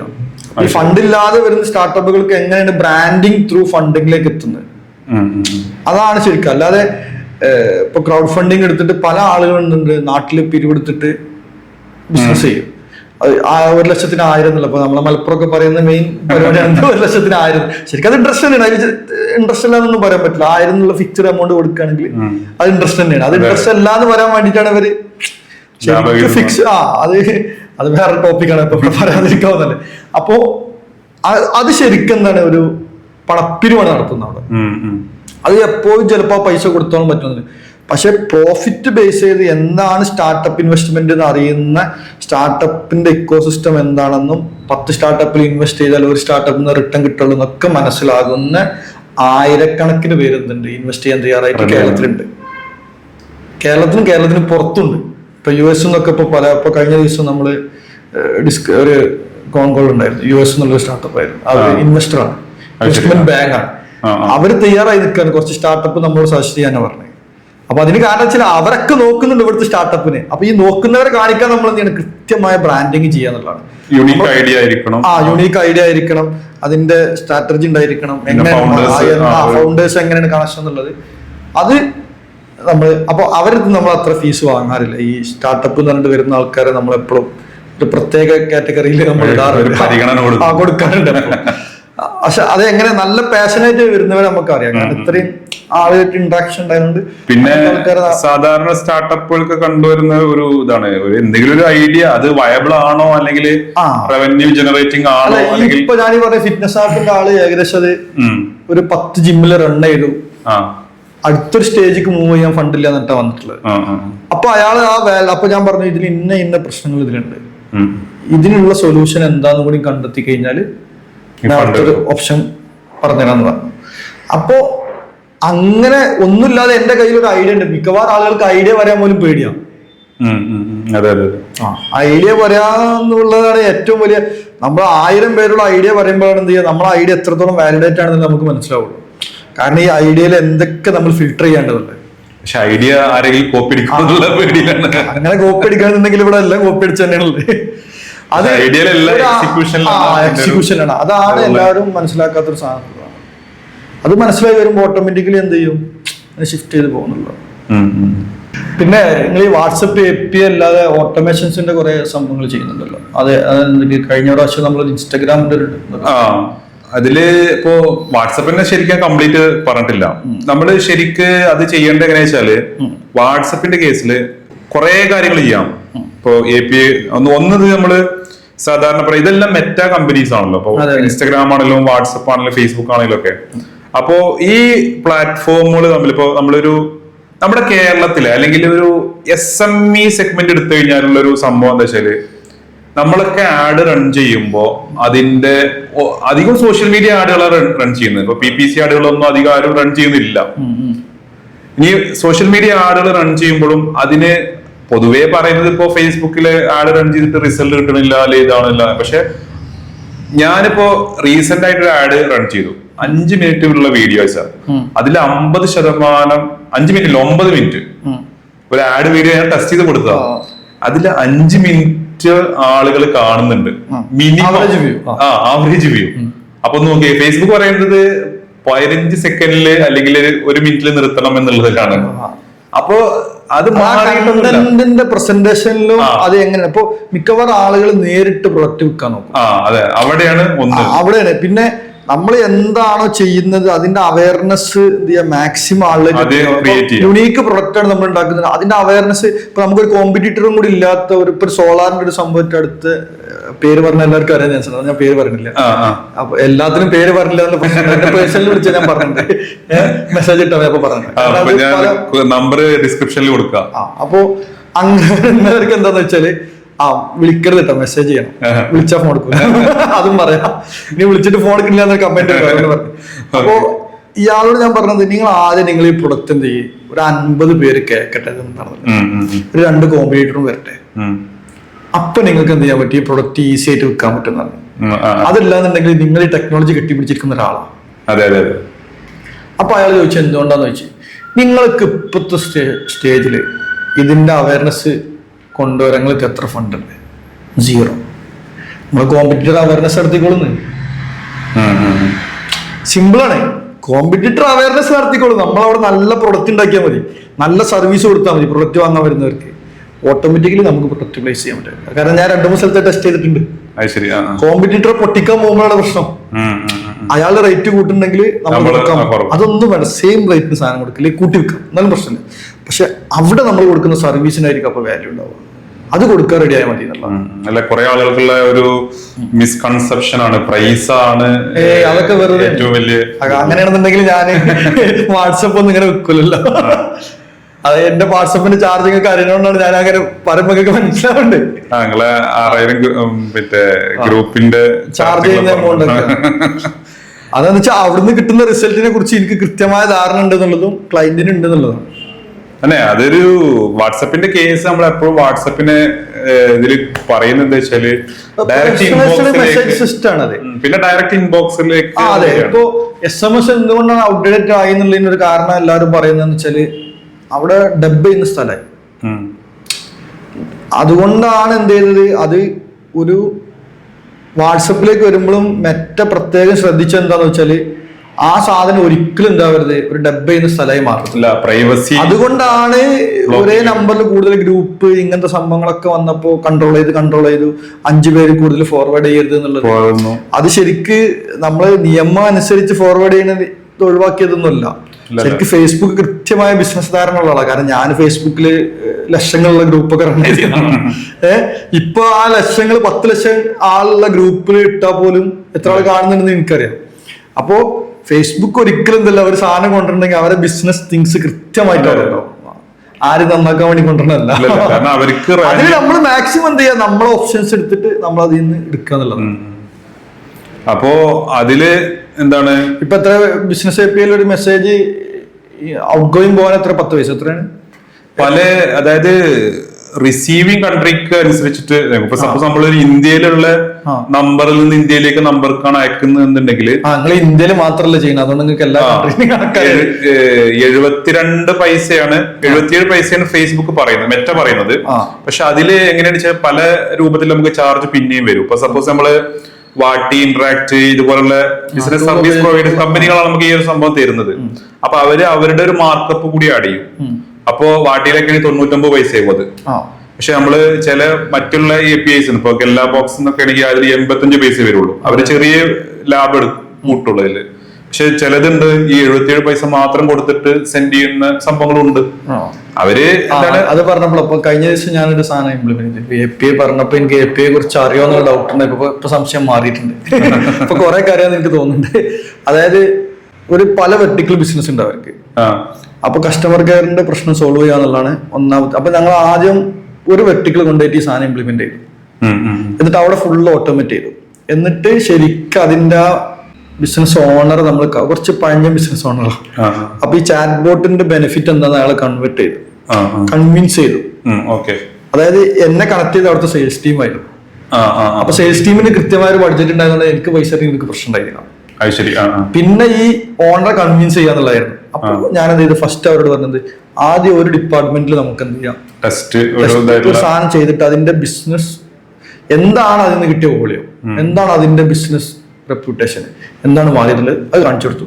എന്നിട്ട് നേരെ എന്ത് ചെയ്തു, അടുത്ത ഓട്ടോമേറ്റ് ചെയ്യാൻ പോയപ്പോഴാണ് പ്രശ്നം തുടങ്ങിയത്. ഓരോ ഡിപ്പാർട്ട്മെന്റിൽ നിന്നും ഓരോ ഡിവിഷൻസിൽ നിന്നും എന്ത് ചെയ്ത് സ്റ്റാഫുകൾ പ്രശ്നം ഉണ്ടാക്കി തുടങ്ങി. അതങ്ങനെ പറ്റില്ല, ഇങ്ങനെ പറ്റില്ല, ഇത് പ്രശ്നമാണ്, അത് പ്രശ്നമാണ്, അതെങ്ങനെ ചാറ്റ്. ഞാൻ പറഞ്ഞു ഓക്കെ, ഒരു പ്രശ്നമില്ല, നിങ്ങൾ ആരും ഒന്നും ചെയ്യണ്ട, നിങ്ങൾ ഇതൊക്കെ ഒരു ബിസിനസ് വാട്സപ്പ് നമ്പർ ഉണ്ടാവില്ല, അല്ലെങ്കിൽ നമ്പർ ഒന്ന് കൺവേർട്ട് ചെയ്താൽ ആ നമ്പർ തരാൻ പറഞ്ഞു. എന്നിട്ട് ആ നമ്പർ ഞാനെന്ത് ചെയ്തു, ഓരോ ഡിവിഷൻക്കും ആക്കി വെച്ചു. എന്നിട്ട് ഏത് ഡിവിഷൻ ആണോ സെലക്ട് ചെയ്യുന്നത് അപ്പൊ നേരെ എന്ത് ചെയ്യും, ആ നമ്പറിലേക്കാണ് പോയി. എന്നിട്ട് ഞാൻ ആ ചാറ്റ് വെച്ചിട്ട് അവിടെ ഇപ്പൊ അതിന്റെ ഓട്ടോമേഷൻ ചെയ്തുകൊണ്ടിരിക്കുക. അപ്പൊ ഇവർക്ക് സാധാരണ വരുന്ന നിലവിലുള്ള ഒരു എൻക്വയറി പോലെ ഇതിൽ കാണാൻ തുടങ്ങി. അപ്പൊ നമ്മള് ഒരു ചാറ്റ് ബോട്ട് ഇംപ്ലിമെന്റ് ചെയ്യാൻ പോകുമ്പോൾ നമുക്കുള്ള ഒരു പ്രശ്നം എന്താണെന്ന് വെച്ചാല്, നിലവിലുള്ള ആളുകൾക്ക് എന്ത് ചെയ്യരുത്, ഒരിക്കലും ഈഗോ ഹെഡ് ചെയ്യരുത്, അവരെ ജോലി പോകുന്നു തോന്നരുത്.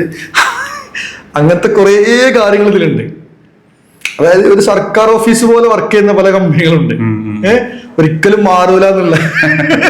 അപ്പൊ അവിടെ നമ്മൾ എന്ത് ചെയ്യണം, ശരിക്കും വളരെ ശ്രദ്ധിച്ചു വേണം ഇംപ്ലിമെന്റ് ചെയ്യാൻ. അല്ല, അവർക്ക് അതിനെ കുറിച്ചുള്ള അവയർനെസ് ഇല്ലാത്തതുകൊണ്ടാണ്. കാരണം അവരുടെ ജോലി എളുപ്പമാവുകയാണ് ചെയ്യുന്നത്. ശരിക്കും ഇപ്പൊ നമ്മളെ ഒരു അതായത് അത് ഈ ഫസ്റ്റത്തെ ഡിവിഷനിൽ നമ്മൾ ചെയ്ത പുതിയ ഡിവിഷൻ ആയതുകൊണ്ട് അവിടെ പ്രശ്നം ഉണ്ടായില്ല, സ്റ്റാഫിനെ ഹയർ ചെയ്ത് വരുന്നുണ്ടായിരുന്നു. അപ്പൊ ഈ ചാറ്റ്ബോട്ട് വന്നപ്പോ ശരിക്കും നിലവിലുള്ള ആളുകൾ എന്ത് ചെയ്തു, 12 മണിക്കൂർ വർക്ക് ചെയ്യുന്നു. കാരണം അവർക്ക് 12 മണിക്കൂറിന് എക്സ്ട്രാ ശമ്പളം ഒന്നും കിട്ടിയില്ല. അയാള് ഓണർ അറിയാത്ത കേസാണ് ഇതൊക്കെ. ഏത്, ഇയാള് 12 മണിക്കൂർ ഇയാള് ആത്മാർത്ഥത കൂടിയിട്ട് ഫോൺ എടുക്കുന്നുണ്ട്, സംസാരിക്കുന്നുണ്ട്. പക്ഷെ ഇത് ഓട്ടോമേറ്റ് ചെയ്തപ്പോ എന്തായി, ഇയാള് രാവിലെ 10 മണിക്ക് വന്നിട്ട് ഓൺ കോൾ എടുത്തിട്ട് റിക്വസ്റ്റ് ചെയ്തിട്ടുള്ള ആൾക്കാരെ മാത്രം തിരിച്ചു വിളിച്ചാൽ മതി. അപ്പൊ എന്തായി, കാരണം അതാണ് ഒരു യഥാർത്ഥ ലീഡ്, ഒരു കസ്റ്റമർ എന്നുള്ള അതാണ്. അയാളെ സംശയം എന്താന്ന് കൃത്യമായിട്ട് ഇവർക്ക് കിട്ടിയിട്ടുണ്ടാവും. അപ്പൊ ഈ വിളിക്കുന്ന സമയത്തിന് 1 മിനിറ്റ് കൊണ്ട് കൺവിൻസ് ചെയ്യാൻ പറ്റും മാക്സിമം. അതായത് ഞാന് ഈ ഒരു സംഭവം ഇപ്പൊ നമ്മള് മുന്നത്തെ കുറച്ച് പ്രൊജക്റ്റുകൾ ചെയ്തു പറഞ്ഞല്ലോ, അതിലിതായിരുന്നു കസ്റ്റമർക്ക് ആവശ്യം. ഇപ്പോ ഏത് ബിസിനസിന്റെ കേസ് എടുത്തു കഴിഞ്ഞാലും അതില് റിപ്പീറ്റഡ് ആയിട്ടുള്ള ഒരു 70% റിപ്പീറ്റഡ് ആയിട്ടുള്ള ടാസ്കുകൾ തന്നെയാണ് നമ്മൾ ചെയ്യുന്നത്. വളരെ കുറച്ച് മാത്രമുള്ളൂ നമ്മൾ എക്സ്ട്രാ ചെയ്യുന്നത്. ആ റിപ്പീറ്റഡ് ആയിട്ട് ചെയ്യുന്ന ടാസ്കുകൾ നമ്മൾ ഓട്ടോമേറ്റ് ചെയ്യാം, അത്രേ ഉള്ളൂ. അത് ഓട്ടോമേറ്റ് ചെയ്യാൻ വലിയൊരു സംഭവമല്ല. നമ്മള് ഇന്ന ക്വസ്റ്റ്യൻ വന്ന് ഇന്ന ആൻസർ, ഇന്ന സാധനം, അത്രേ ഉള്ളൂ. അല്ലാതെ ഓട്ടോമേറ്റ് ചെയ്യാതെ പറഞ്ഞാൽ ഇതെന്തോ വലിയൊരു മറ്റേ റോക്കറ്റ് വിടുന്ന സംഭവമായിട്ട് ആരും കാണണ്ട. പക്ഷെ അത് ചെയ്യുന്ന ആളും ചെയ്യുന്ന ആൾക്കുള്ള എക്സ്പീരിയൻസും അയാൾക്ക് കൊടുക്കുന്ന പേയ്മെന്റ് ചിലപ്പോൾ കുറച്ച് കൂടുതലായിരിക്കും വൺ ടൈം. പക്ഷെ പിന്നെ വരുന്ന അത് നല്ല എക്സ്പീരിയൻസിനാക്കാണ് നമ്മൾ കൊടുക്കണമെന്നുണ്ടെങ്കിൽ അയാൾക്ക് ഒരു മാസമോ അല്ലെങ്കിൽ ഒരു 15 ദിവസം ഈ ചാറ്റ് ബോട്ട് വർക്ക് ചെയ്യുമ്പോൾ തന്നെ അറിയാം ഇതിന്റെ പ്രോബ്ലംസ്. അപ്പൊ അയാൾക്ക് പെട്ടെന്ന് ഫിക്സ് ചെയ്ത് തരാൻ പറ്റും. അല്ല എന്നുണ്ടെങ്കിൽ ചാറ്റ് ബോട്ടിന് വേണ്ടിയിട്ട് നിങ്ങൾ എന്ത് ചെയ്യുന്നു, കോടികൾ ഇൻവെസ്റ്റ് ചെയ്യണ്ടാവും. അപ്പോ അവിടുത്തെ ഒരു സംഭവത്തിൽ എന്താ വെച്ചാല്, പിന്നെ ഈ കസ്റ്റമർക്ക് ആവശ്യം അവരോട് ചോദിക്കുന്നതും അല്ലെങ്കിൽ അവർക്ക് വേണ്ടതും കാര്യങ്ങളും ഏകദേശം ഒന്ന് തന്നെയാണ്. സ്പെസിഫിക് ആയിട്ട് വരുന്നത് വളരെ കുറച്ചുള്ളൂ. അപ്പൊ അവരെ നമ്മൾ സ്പെഷ്യൽ ആയിട്ട് ട്രീറ്റ് ചെയ്താൽ മതി. ഇപ്പൊ ഞാനിപ്പോ റീസെന്റ് വേറൊരു കമ്പനിയുമായിട്ട് സംസാരിച്ചപ്പോ അവർക്ക് ചെയ്യേണ്ടത് വെച്ചാല് കസ്റ്റമർ കെയർ ആണ്. അപ്പൊ ആ കസ്റ്റമർ കെയറിൽ നമ്മൾ അനലൈസ് ചെയ്യുമ്പോൾ 3 ലെവലുകളായിട്ട് നമ്മൾ എടുക്കണം. ഇപ്പൊ ഏത് കമ്പനിയുടേതായാലും കസ്റ്റമർ കെയർ അത് ലെവൽ 1, ലെവൽ 2, ലെവൽ 3. ഈ ലെവൽ 1ഉം ലെവൽ 2ഉം പിന്നെ എല്ലാവരും ശരിക്കും ഓട്ടോമേറ്റ് ചെയ്യണം. അതെ. കാരണം വെറുതെ കുറെ എൻക്വയറീസ് വരും, കുറെ കംപ്ലൈന്റ്സ് വെറുതെ വരുന്നുണ്ടാവും, അല്ലെങ്കിൽ വെറുതെ അത് ചോദിക്കും. അതിനൊരു കാരണം എന്താ അറിയോ, മിക്കവാറും ഡിജിറ്റൽ കണ്ടന്റുകൾ ചെയ്യുന്ന സ്ഥലത്താണെന്നുണ്ടെങ്കിൽ അതൊരു തുരുത്താണ് ശരിക്ക്. ആ തുരുത്തില് ഒരു വീഡിയോ ഹിറ്റ് ആയിട്ടുണ്ടെങ്കിൽ അവിടെ വരുന്ന കമന്റ് ആണ് ഇതിന്റെ പ്രശ്നം. നമ്മള് അവിടെ എന്താ വെച്ചാൽ കുറെ അനോണിമസ് ഉണ്ട്, ഫേക്ക് ഐഡികളിൽ വന്നിട്ട് കമന്റ് ചെയ്തിരിക്കുന്നവർ, അവർക്ക് എപ്പോഴും നെഗറ്റീവ് കമന്റ് ചെയ്യണം അവരുടെ ഇഷ്ടം. ആ കമന്റ് കാണുമ്പോൾ നമ്മൾ വിചാരിക്കുന്നതാണ് നമ്മളെ പ്രൊഡക്റ്റ് വളരെ മോശം പ്രൊഡക്റ്റ് ആണ്. അതായത് ശരിക്കും ഇവർക്ക് നമ്മളൊരു റീപ്ലൈ കൊടുത്തു, ഇന്ന നമ്പറിലേക്ക് നിങ്ങളെ പ്രശ്നം പറഞ്ഞിട്ട് ഇന്ന സൊല്യൂഷൻ ഉണ്ട്, നിങ്ങൾക്ക് നമ്പർ ഇട്ടോക്ക്, അതായത് നിങ്ങൾക്ക് ഫ്രീ ആയിട്ട് പ്രൊഡക്റ്റ് തരാതെ കമന്റ് ഇട്ടാൽ പോലും അവൻ വിളിക്കൂല. കാരണം അവന്റെ ആവശ്യം തന്നെ അവിടെ നെഗറ്റീവ് ഉണ്ടാക്കുന്നത്. അത് ഞാൻ പല സ്ഥലത്തും ടെസ്റ്റ് ചെയ്തിട്ട് കണ്ടിട്ടുള്ള സാധനം. അതായത് ഇവർക്ക് നിങ്ങൾക്ക് എന്ത് ചെയ്യാം, ഈ പ്രൊഡക്റ്റ് ഞാൻ ഫ്രീ ആയിട്ട് തരാം, ഞങ്ങൾ ഈ അഡ്രസ്സിലേക്ക് നിങ്ങൾ അഡ്രസ്സ് അയച്ചാൽ മതി തരാം, അല്ലെങ്കിൽ നിങ്ങൾ കോണ്ടാക്ട് ചെയ്താൽ മതി പറയാം. നിൽക്കൂല. കാരണം അവന്റെ ആവശ്യം എന്താന്ന് വെച്ചാൽ അവിടെ നെഗറ്റീവ് സ്പ്രെഡ് ചെയ്യാൻ. അവരെ നമ്മൾ മൈൻഡ് ചെയ്യാതെ വിടുക എന്നുള്ളതാണ് ഒന്നാമത്തെ കാര്യം. പിന്നെ എല്ലാവർക്കും ഇപ്പോ ക്രിയേറ്റീവ്സ് നമ്മൾ കൃത്യമായിട്ട് ഇപ്പൊ പല ആളുകളും വീഡിയോ ചെയ്യുന്ന ആൾക്കാരുണ്ട്. അപ്പൊ ഈ വീഡിയോ ചെയ്യുന്നതിന് താഴെ വരുന്ന കമന്റുകൾക്ക് നമ്മൾ അതേ നാണയത്തിൽ ഒരു ബിസിനസ്സിന് റീപ്ലൈ കൊടുക്കാതെ കുറച്ച് നല്ല മയത്തിലൊക്കെ റീപ്ലൈ കൊടുക്കുകയാണെന്നുണ്ടെങ്കിൽ അവർക്കൊരു പോസിറ്റീവ് റെസ്പോൺസ് ആണ് കൊടുക്കണമെന്നുണ്ടെങ്കിൽ മറ്റാളുകൾ കമന്റ് വായിക്കുമ്പോൾ ഓട്ടോമാറ്റിക്കലി നമ്മളെ ബ്രാൻഡിന്റെ വാല്യൂ കൂടുന്നുള്ളതാണ്. അവര് ഒരു പ്രശ്നം വന്നാൽ സൊല്യൂഷൻ ചെയ്യാൻ തയ്യാറാണെന്നുള്ളതാണ്. അപ്പൊ ഓട്ടോമാറ്റിക്കലി എന്ത് ചെയ്യും, മറ്റ് കസ്റ്റമർ വരുന്നത്. ഇയാള് നമുക്ക് വരേണ്ട ആവശ്യമില്ല, കാരണം ഇയാള് നമ്മളെ ബ്രാൻഡ് ഇഷ്ടപ്പെടുന്ന ആളല്ല, ഇയാൾ നമ്മളെ തെറി പറയാൻ വേണ്ടി ഉപയോഗിക്കുന്ന ആളാണ്. അയാൾ അങ്ങനെ തന്നെ കണ്ടാൽ മതി. പക്ഷെ വരുന്ന മറ്റുള്ളവർ എന്ത് ചെയ്യാം, നമുക്ക് നല്ല പിന്നെ സർവീസിലും മോശമാക്കിയിട്ട് നമ്മൾ എന്ത് കണ്ടന്റ് ചെയ്തിട്ടും കാര്യമില്ല. അത് പണ്ട് ഓയോ റൂം കൊടുത്ത പോലെ കൊടുത്തിട്ട് കാര്യമില്ല. ഓയോ റൂം ഒരു സ്റ്റേജ് കഴിഞ്ഞപ്പോ എന്തായി, ആള് കൂടിയപ്പോ വേസ്റ്റ് ആയി തുടങ്ങി എന്നുള്ളതാണ്. പക്ഷെ ഇപ്പൊ അവർ നന്നാക്കി കൊണ്ടുവരുന്നുണ്ട് എന്നുള്ളതാണ് അവര്. അതുപോലെ ബ്രാൻഡിന് അനുസരിച്ചാണ്. ഇപ്പൊ സ്റ്റാർട്ടപ്പ് ആകുമ്പോൾ ഇൻവെസ്റ്റ്മെന്റ് വരുന്ന സമയത്ത് എന്ത് ചെയ്യും, ഇൻവെസ്റ്റർ സൈഡിൽ നിന്നുള്ള ഭീകരമായിട്ട് പ്രഷർ ഉണ്ടാവും. ആ പ്രഷർ ഭയങ്കര ഹെവി ആക്കും. ഈ ഹെവി ആക്കുന്ന സമയത്ത് എന്ത് കൺട്രോൾ കിട്ടാതാവും. അതാണ് മിക്കവാറും ഇപ്പോ നമ്മള് തുടങ്ങുന്ന ബിസിനസ്സുകാർക്കുള്ള വെച്ചാൽ 10 ബ്രാഞ്ച് പോകുമ്പോൾ എന്ത് ചെയ്യണം. ശരിക്കും 10 ബ്രാഞ്ച് പോകുമ്പോൾ ആദ്യത്തെ 2ാമത്തെ ബ്രാഞ്ചിൽ തന്നെ എന്ത് ചെയ്യണം, നമ്മള് ഒരു 100 ബ്രാഞ്ച് റൺ ചെയ്തിട്ടുള്ള ഒരു മാനേജറെ കൊടുത്തിരുത്തണം. അല്ലെങ്കിൽ ആ ഒരു ഫസ്റ്റ് ബ്രാഞ്ച് അല്ലാതെ അത് പഠിപ്പിക്കാൻ പോയി കഴിഞ്ഞാൽ അയാൾക്ക് എക്സ്പീരിയൻസ് ഇല്ല. അങ്ങനത്തെ ഒരാളെ കൊടുത്ത് നിർത്തുമ്പോൾ എന്തുണ്ടാവും വെച്ചാല് അയാൾക്ക് 100 ബ്രാഞ്ച് റൺ ചെയ്ത എക്സ്പീരിയൻസ് അയാൾ 10 ബ്രാഞ്ച് റൺ ചെയ്യുന്നത്. 100 ബ്രാഞ്ച് ആവണ വരെ അയാൾ മതി നമുക്ക് അവിടെ സ്റ്റാഫായിട്ട്. അതല്ലെങ്കിൽ ഈ ഓണർ എന്ത് ചെയ്യേണ്ടത്, ഈ പണി മൊത്തം എടുക്കേണ്ടി വരും. രാത്രി ചാവി തുറക്കുന്ന മുതൽ പൂട്ടുന്ന വരെയുള്ള എല്ലാ കാര്യവും ഓണറെ ഫോണിലുണ്ടാവും. ഓണർക്ക് ശരിക്ക് ഒരു തൊഴിലാളിയായിട്ട് നിൽക്കാനാണെന്നുണ്ടെങ്കിൽ അങ്ങനെ മതി. ഒരു സാധാരണ ഷോപ്പൊക്കെ വെച്ചിട്ട് ഇങ്ങനെ ചെറുകിട പരിപാടികളിലൊക്കെ പോയി ചെലവ് കഴിഞ്ഞ് പോകാൻ ആഗ്രഹിക്കുന്ന ആൾക്കാർക്ക് ഒരിക്കലും എന്തെങ്കിലും സ്റ്റാഫിനൊന്നും വെക്കേണ്ട ആവശ്യമില്ല. അയാൾക്കന്നെ രാവിലെ വരെ വൈകുന്നേരം. പക്ഷേ ഒരു വലിയ സ്കെയിലിലേക്ക് ബ്രാൻഡ് ചെയ്യാൻ ഉദ്ദേശിക്കുന്ന ഒരാളാണെന്നുണ്ടെങ്കിൽ ബ്രാൻഡ് എത്തിക്കണം. അതായത് ഒരു 1000 സ്റ്റോർ അല്ലെങ്കിൽ 100 സ്റ്റോറിലേക്ക് എൻ്റെ ബ്രാൻഡ് എത്തണം, അല്ലെങ്കിൽ ഇത്ര ഏരിയയിൽ എൻ്റെ പ്രസൻസ് ഇ കൊമേഴ്സിൽ ഉണ്ടാവണം. അങ്ങനെ ആഗ്രഹിക്കുന്നവരാണെന്നുണ്ടെങ്കിൽ അതിന് കൃത്യമായിട്ട് അതിന് വേണ്ട ആൾക്കാർ കൺസൾട്ടിങ് എടുക്കണം, സിസ്റ്റം ഉണ്ടാക്കണം, അതിനെ ഓട്ടോമേറ്റ് ചെയ്യണം, അതിന് മാനേജ് ചെയ്യാനുള്ള സ്റ്റാഫ് ഉണ്ടായിരിക്കണം. ഇത്രയും കാര്യങ്ങൾ അതെല്ലാം നമ്മൾ ഒരൊറ്റ ഓഫീസിൽ കൊണ്ട് ഇരുത്തണം എന്ന് നിർബന്ധമില്ല. ഒരു ഇ കൊമേഴ്സ് ആണെങ്കിൽ ഒരിക്കലും ആവശ്യമില്ല. 1 or 2 സ്റ്റാഫ് അവിടെ ഉണ്ടാവുള്ളൂ. ഒരു ഓൾ ഓവർ മാനേജ് ചെയ്യാനുള്ള ഒരു അഡ്മിൻസ് മാത്രം. എന്നിട്ട് എന്ത് ചെയ്യുക, ഇപ്പൊ കുറെ ഇതുണ്ട്, എന്ത് നമ്മളെ ഓൺലൈൻ ക്ലാസ് കൊടുക്കുന്ന ബൈജൂസ് പോലുള്ള എത്രയോ ആപ്പുകളുണ്ട്. ഇവരൊക്കെ നടത്തുന്നത് എങ്ങനെയാണ്, വർക്ക് ഫ്രം ഹോമിലാണ് ക്ലാസ് എടുക്കുന്നത്. ഇവരൊക്കെ ആയിരങ്ങളും കോടികളും ഇൻവെസ്റ്റ്മെന്റ് എടുക്കുന്നില്ല. ഇൻവെസ്റ്റ്മെന്റ് എടുക്കുന്നുണ്ട്, ബിസിനസ് ഉണ്ട്, റവന്യൂ ഉണ്ട്. അതില്ലാതിരിക്കുമ്പോഴാണ് എന്ത്, ഇതെല്ലാം ഒരു സ്ഥലത്തേക്ക് കൊണ്ടുവരുമ്പോഴാണ് അവിടെ നമ്മൾ ബിൽഡിങ്ങിന്റെ വാടക വരുന്നുണ്ട്, റെന്റ് വരുന്നുണ്ട്.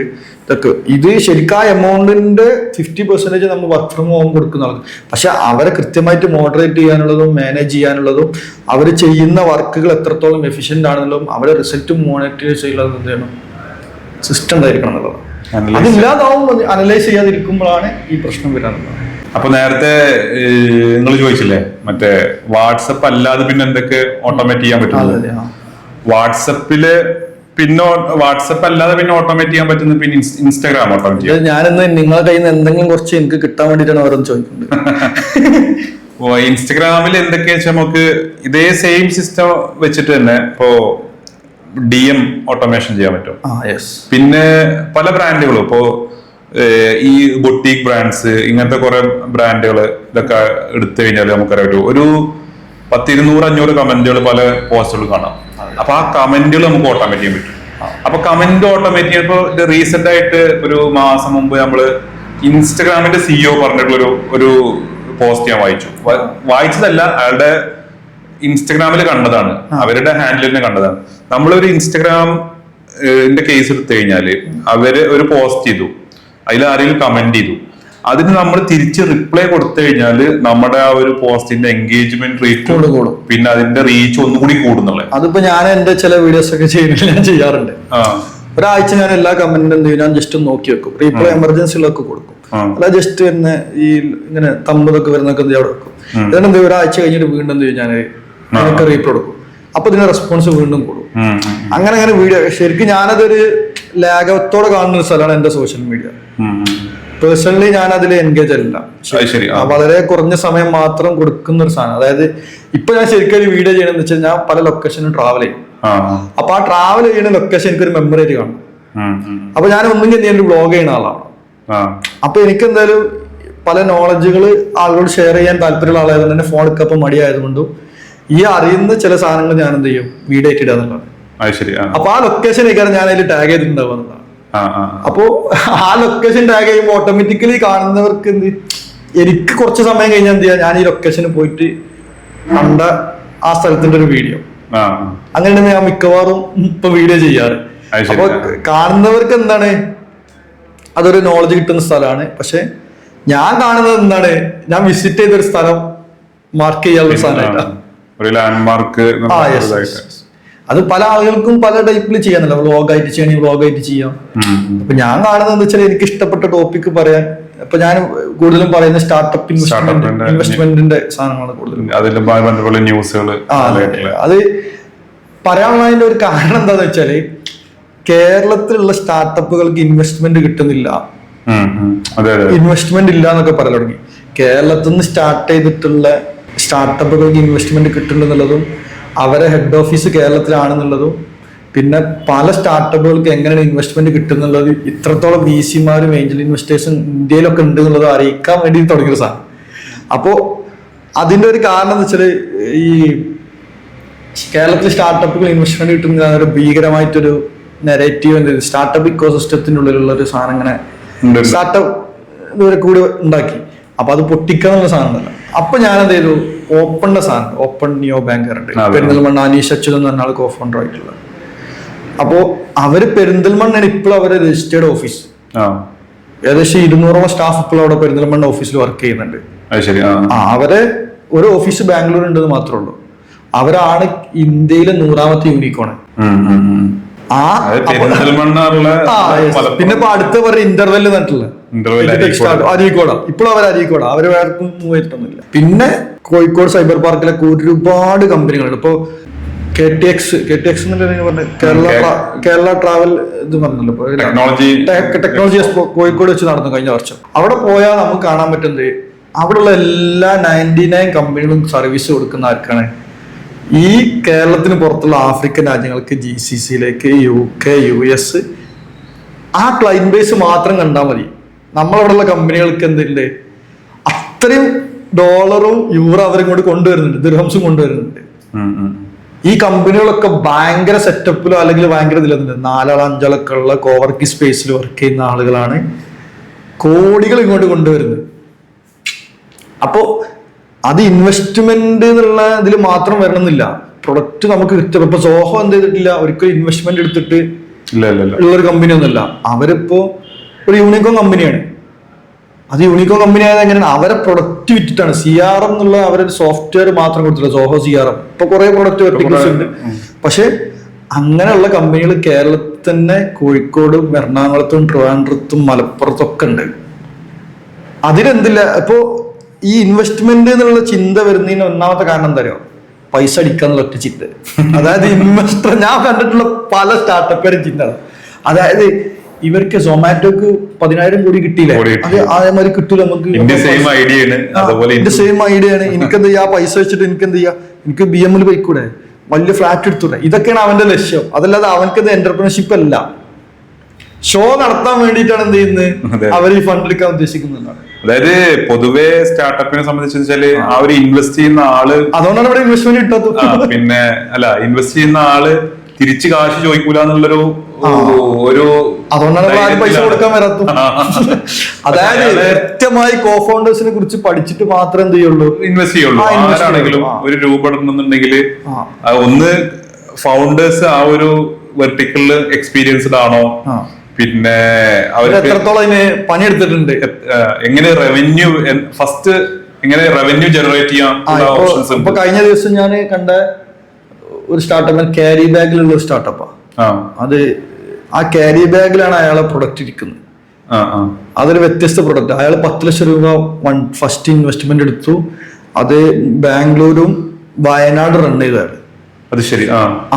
എന്നിട്ട് ഇയാൾ അടുത്ത ലെവലിലേക്ക് ഇൻവെസ്റ്റ്മെന്റ് കിട്ടാൻ വേണ്ടിയിട്ട് ഈ കമ്പനി 3000 കോടി വരെ പോകുന്നത് എങ്ങനെയെന്നുള്ള ഒരു റോഡ് മാപ്പ് അയാൾ വന്നത്. കറക്റ്റ് ഉള്ള പ്ലാൻ. അതായത് റവന്യൂ. പക്ഷെ അയാളത്തിൽ എനിക്ക് ഏറ്റവും വലിയ എതിർപ്പ് അയാൾ 5 വർഷം വേണ്ടി കളഞ്ഞിട്ടുണ്ട്. ശരി. അത്ര സമയം കളഞ്ഞതിന് ഞാൻ ഒരിക്കലും എന്തല്ല അതിനുള്ള കൺസൾട്ടന്റ് പരാജയങ്ങൾ പെട്ടെന്ന് ഏറ്റുവാങ്ങാൻ തയ്യാറാവണമെന്നുള്ള. Fail fast. എന്നിട്ട് അടുത്തേക്ക് പെട്ടെന്ന് പോയി അപ്പോഴെന്ത് ചെയ്യാൻ പറ്റുള്ളൂ.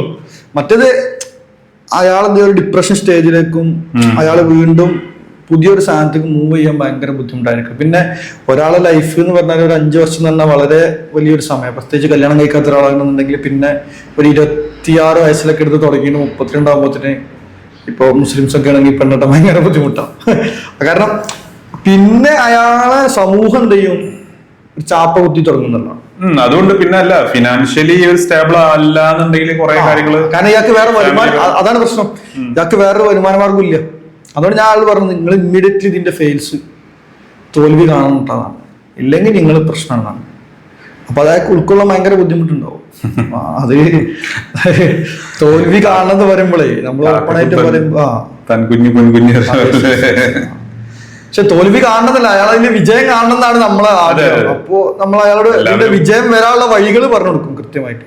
ഇന്ന വഴിയിൽ വന്നാൽ നിങ്ങൾക്ക് എന്ത് ചെയ്യാം, ഇന്ന പോലെ വിജയം കാണാന്നുള്ളൊരു പോയിന്റ് ഉണ്ട്. അത് എത്തുക എന്നുള്ളതാണ്. അത് എത്താതാവുമ്പോഴാണ് എന്ത് ചെയ്യുന്നത്, പിന്നെ ഇവർ കാണുന്ന ലോകം കേരള സ്റ്റാർട്ടപ്പ് മിഷനും അതല്ലെങ്കിൽ ഇവിടെ സൈബർ പാർക്കിലുള്ള സ്റ്റാർട്ടപ്പ് മിഷന്റെ ഇത് മാത്രമുള്ള സ്റ്റാർട്ടപ്പുകളെ സപ്പോർട്ട് ചെയ്യുന്നത് ഇഷ്ടംപോലെ ഒരുപാട്. നിങ്ങളെത്തി യുണീക്ക് ഐഡിയാസിന്റെ ഗ്രാൻഡ് സെൻട്രൽ ഗവൺമെന്റിന്റെ ഗ്രാൻഡുകളുണ്ട്, പല ഗ്രാൻഡുകളുണ്ട്.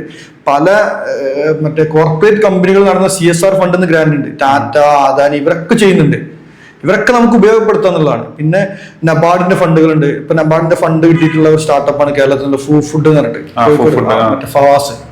അവന് ഫുള്ള് ഗ്രാൻഡും ഫണ്ടും വെച്ചിട്ട് മാത്രം റൺ ചെയ്തിട്ടുള്ള സ്റ്റാർട്ടപ്പാണ് കല്ലുമ്മക്കായ സംഭവമൊക്കെ. അപ്പൊ അങ്ങനെ പല സ്റ്റാർട്ടപ്പ് കേരളത്തിലുണ്ട്. അതല്ലാതെ ഒരു ഇൻവെസ്റ്ററിൽ നിന്ന് മാത്രമേ ഞാൻ ഫണ്ട് എടുക്കുള്ളൂ, എനിക്ക് ഇത്ര പൈസ കിട്ടിയാൽ മാത്രമേ ഞാൻ റൺ ചെയ്യുള്ളൂ, അങ്ങനെയൊക്കെ വരുമ്പോഴാണ് അത് കുറച്ച് ഫണ്ടടിക്കലാണ്.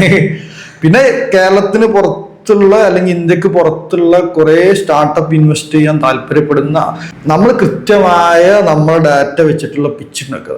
ആ പിച്ച് വെച്ച് നമ്മൾ അവരെ അപ്രോച്ച് ചെയ്യാം. പിന്നെ നമ്മളൊരു സ്പെസിഫിക് ഏരിയയിലാണെന്നുണ്ടെങ്കിൽ എന്ത് ചെയ്യാം, ആ സ്പെസിഫിക് ഏരിയയിലേക്ക് വേണ്ടിയിട്ട് മാത്രം ഫണ്ട് ചെയ്യുന്ന ഇൻവെസ്റ്റേഴ്സ് ഉണ്ട്.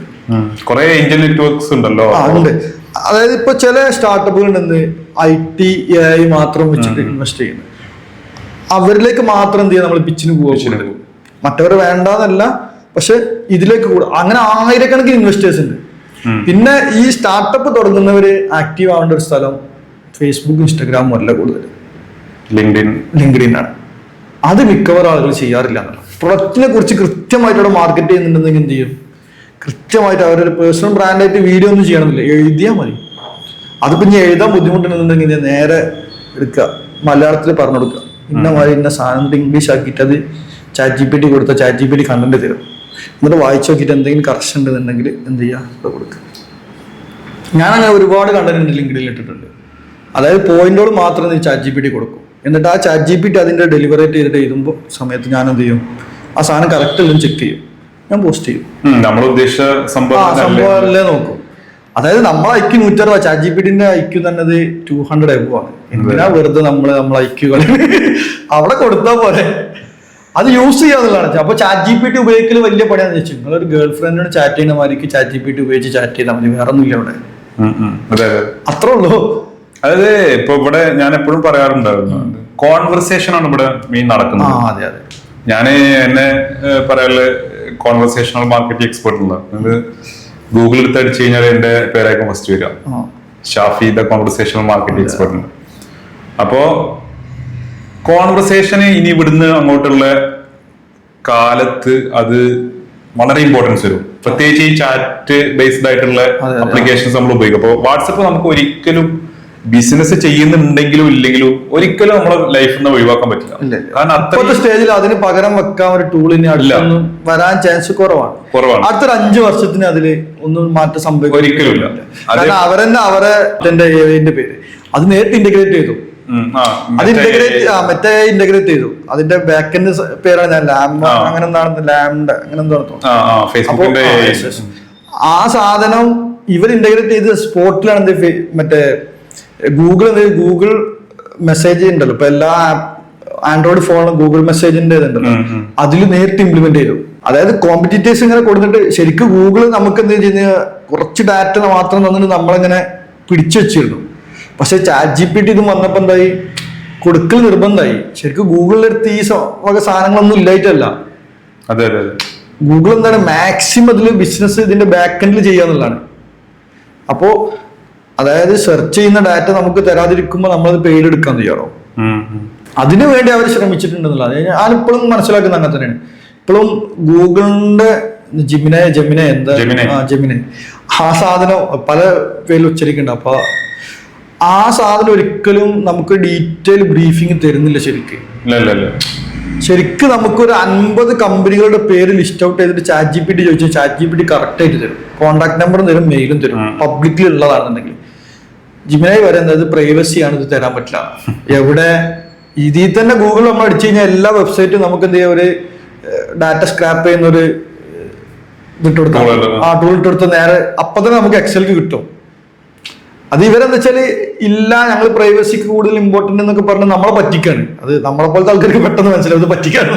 എന്നിട്ട് നമ്മളെ ലിമിറ്റ് ചെയ്യാനുള്ളത്. ഇപ്പൊ iOS ഫോണ് നമുക്ക് പല സാധനങ്ങൾക്ക് ലിമിറ്റ് ചെയ്യണ പോലെ തന്നെ നമ്മളെ ലിമിറ്റ് ചെയ്ത് കൺട്രോൾ ചെയ്യാന്നുള്ളതാണ്. എന്നിട്ട് നമ്മളെ പണം വാങ്ങാൻ തയ്യാറാവാന്നുള്ളതാണ്. അതെ അതെ. ബിസിനസ് തന്ത്രാട്ടോ. അല്ല അത് ChatGPT-യിലുണ്ട്. ഇപ്പൊ നമ്മള് ബേസിക് നമ്മള് ഫ്രീ ആയിട്ട് ഉപയോഗിക്കുന്നു, അതില് അല്ല അവരുടെ ബിസിനസ് മോഡൽ അങ്ങനെയാണ് കണ്ടത്. പക്ഷെ അത് ചെയ്യാൻ പറ്റിയില്ല എന്നുള്ളതാണ്. അതിന്റെ ഒരു ബിസിനസ് മോഡല് ജിമിനായിൽ ഉണ്ടാക്കാൻ പറ്റിയില്ല എന്നുള്ളതാണ്. ChatGPT 4 മുകളിലേക്ക് എന്ത് ചെയ്തു, പെയ്ഡ് ആക്കിയിട്ട് മറ്റേത് ഫ്രീ ആക്കി എന്നുള്ളതാണ്. അതായത് ലൈവ് ഡാറ്റ ഒക്കെ എന്തുണ്ട് പൈസ തരണം എന്നുള്ള സാധനം ആക്കി. എന്നാലും ഇപ്പോ റീസെന്റ് ആയിട്ട് കുറെ തരുന്നുണ്ട്. തരുന്നുണ്ട്, സാധനം തരുന്നുണ്ട്. എടുത്താലും അത് വർത്താണ് സംഭവം. ഉണ്ട്. അതായത് ഒരു കണ്ടന്റ് മാനേജ്മെന്റ്, കണ്ടന്റ് മാർക്കറ്റിംഗ്, പിന്നെ ഒരു ഹ്യൂജ് ലെവലിലേക്ക് കണ്ടന്റ് പുഷ് ചെയ്യാനൊക്കെ ഉദ്ദേശിക്കുന്നവർക്ക് ChatGPT ഭയങ്കര വർത്താണ്. നമുക്ക് കണ്ടന്റ് ഐഡിയാസ് ഒരുപാട് കിട്ടും. ഐഡിയാസ്, കണ്ടന്റ് പ്ലാനിങ്, പിന്നെ കണ്ടന്റ് തന്നെ. ഞാൻ എന്റെ പല കണ്ടന്റുകളും ഇപ്പൊ ഏറ്റവും വലിയ കോമഡി എന്തായാലും ഇപ്പൊ അടുത്ത് ഞാൻ ഒരു പിച്ച് ഡെക്ക് വായിച്ചു. എനിക്ക് ആ പിച്ച് ഡെക്ക് തുടക്കത്തിൽ തന്നെ എനിക്ക് മനസ്സിലായി സാധനം.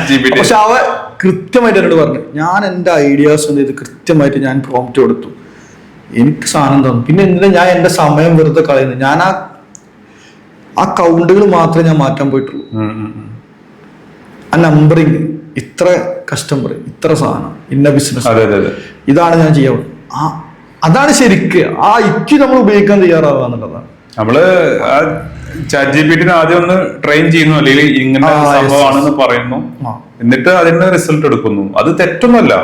നമ്മൾ അത് ഒരു ടെക്നോളജി ട്രാക്ടർ വന്നപ്പോ പ്രശ്നം, കമ്പ്യൂട്ടർ വേറൊരു വേർഷൻ ChatGPT എന്നൊരു പ്രശ്നം. അത് നമ്മൾ മാക്സിമം എന്ത് ചെയ്യാം, നമ്മൾ ബിസിനസ് ആക്കി മാറ്റാൻ നോക്കുക എന്നുള്ളതാണ്. അതല്ലെങ്കിൽ നമ്മളിങ്ങനെ കുറ്റം പറഞ്ഞിരിക്കുന്ന ഒരാൾക്കാരായിട്ട്. അതെ അതെ അതെ. അപ്പോ ഞാന് കോൺവെർസേഷൻ എന്നാണ് നമ്മൾ പിന്നെ പോയത്. അപ്പോ കോൺവെർസേഷൻ ഇപ്പൊ ലാസ്റ്റ് ഇപ്പോ കഴിഞ്ഞ ആഴ്ച മെറ്റയുടെ ഒരു ഇവന്റ് കോൺവെർസേഷൻ എന്ന് പറഞ്ഞിട്ടൊരു ഇവന്റ് ഉണ്ടായിരുന്നു. അതിന്റെ ഒരു റിപ്പോർട്ട് ഞാൻ ഈ ഒരു വീഡിയോക്ക് താഴെ ഡിസ്ക്രിപ്ഷനിൽ ഇടാം. ഈ കോൺവെർസേഷൻ ഏറ്റവും കൂടുതൽ നടക്കുന്നത് മെറ്റയിലാണല്ലോ. കാരണം Facebook Messenger, Instagram Messenger, WhatsApp, പിന്നെ കമന്റും. അപ്പോ ആ കോൺവെർസേഷൻ എത്രത്തോളം ഇവർക്ക് അനലൈസ് ചെയ്യാൻ പറ്റും. അതെ അതെ. ഈ 3 ആപ്പും ഇവരുടെ അടുത്താണ്. തെളിവാണ്. എന്താ പറയാ, അപ്പൊ അടുത്തെല്ലാം കൂടി ഒന്നിച്ച് ഡൗൺ ആയത്. അപ്പോ അതിൽ അനലൈസ് ചെയ്തപ്പോ ഇന്ത്യൻ മാർക്കറ്റ് മാത്രം അനലൈസ് ചെയ്താൽ തന്നെ എത്രയോ ഹ്യൂജ് കോൺവെർസേഷൻ ആണ് നടക്കുന്നത്. അത് ഏറ്റവും കൂടുതൽ ഉപയോഗിക്കാൻ അവര് പറയുന്നത് ഇ കൊമേഴ്സിന് ഉപയോഗിക്കാൻ. ചാറ്റ്ബോട്ടുകള് നിങ്ങൾ നേരത്തെ പറഞ്ഞ പോലെ ഇ കൊമേഴ്സിന് ഉപയോഗിക്കാൻ പറഞ്ഞ പോലെ ഇ കൊമേഴ്സിനെ ഉപയോഗപ്പെടുത്താൻ.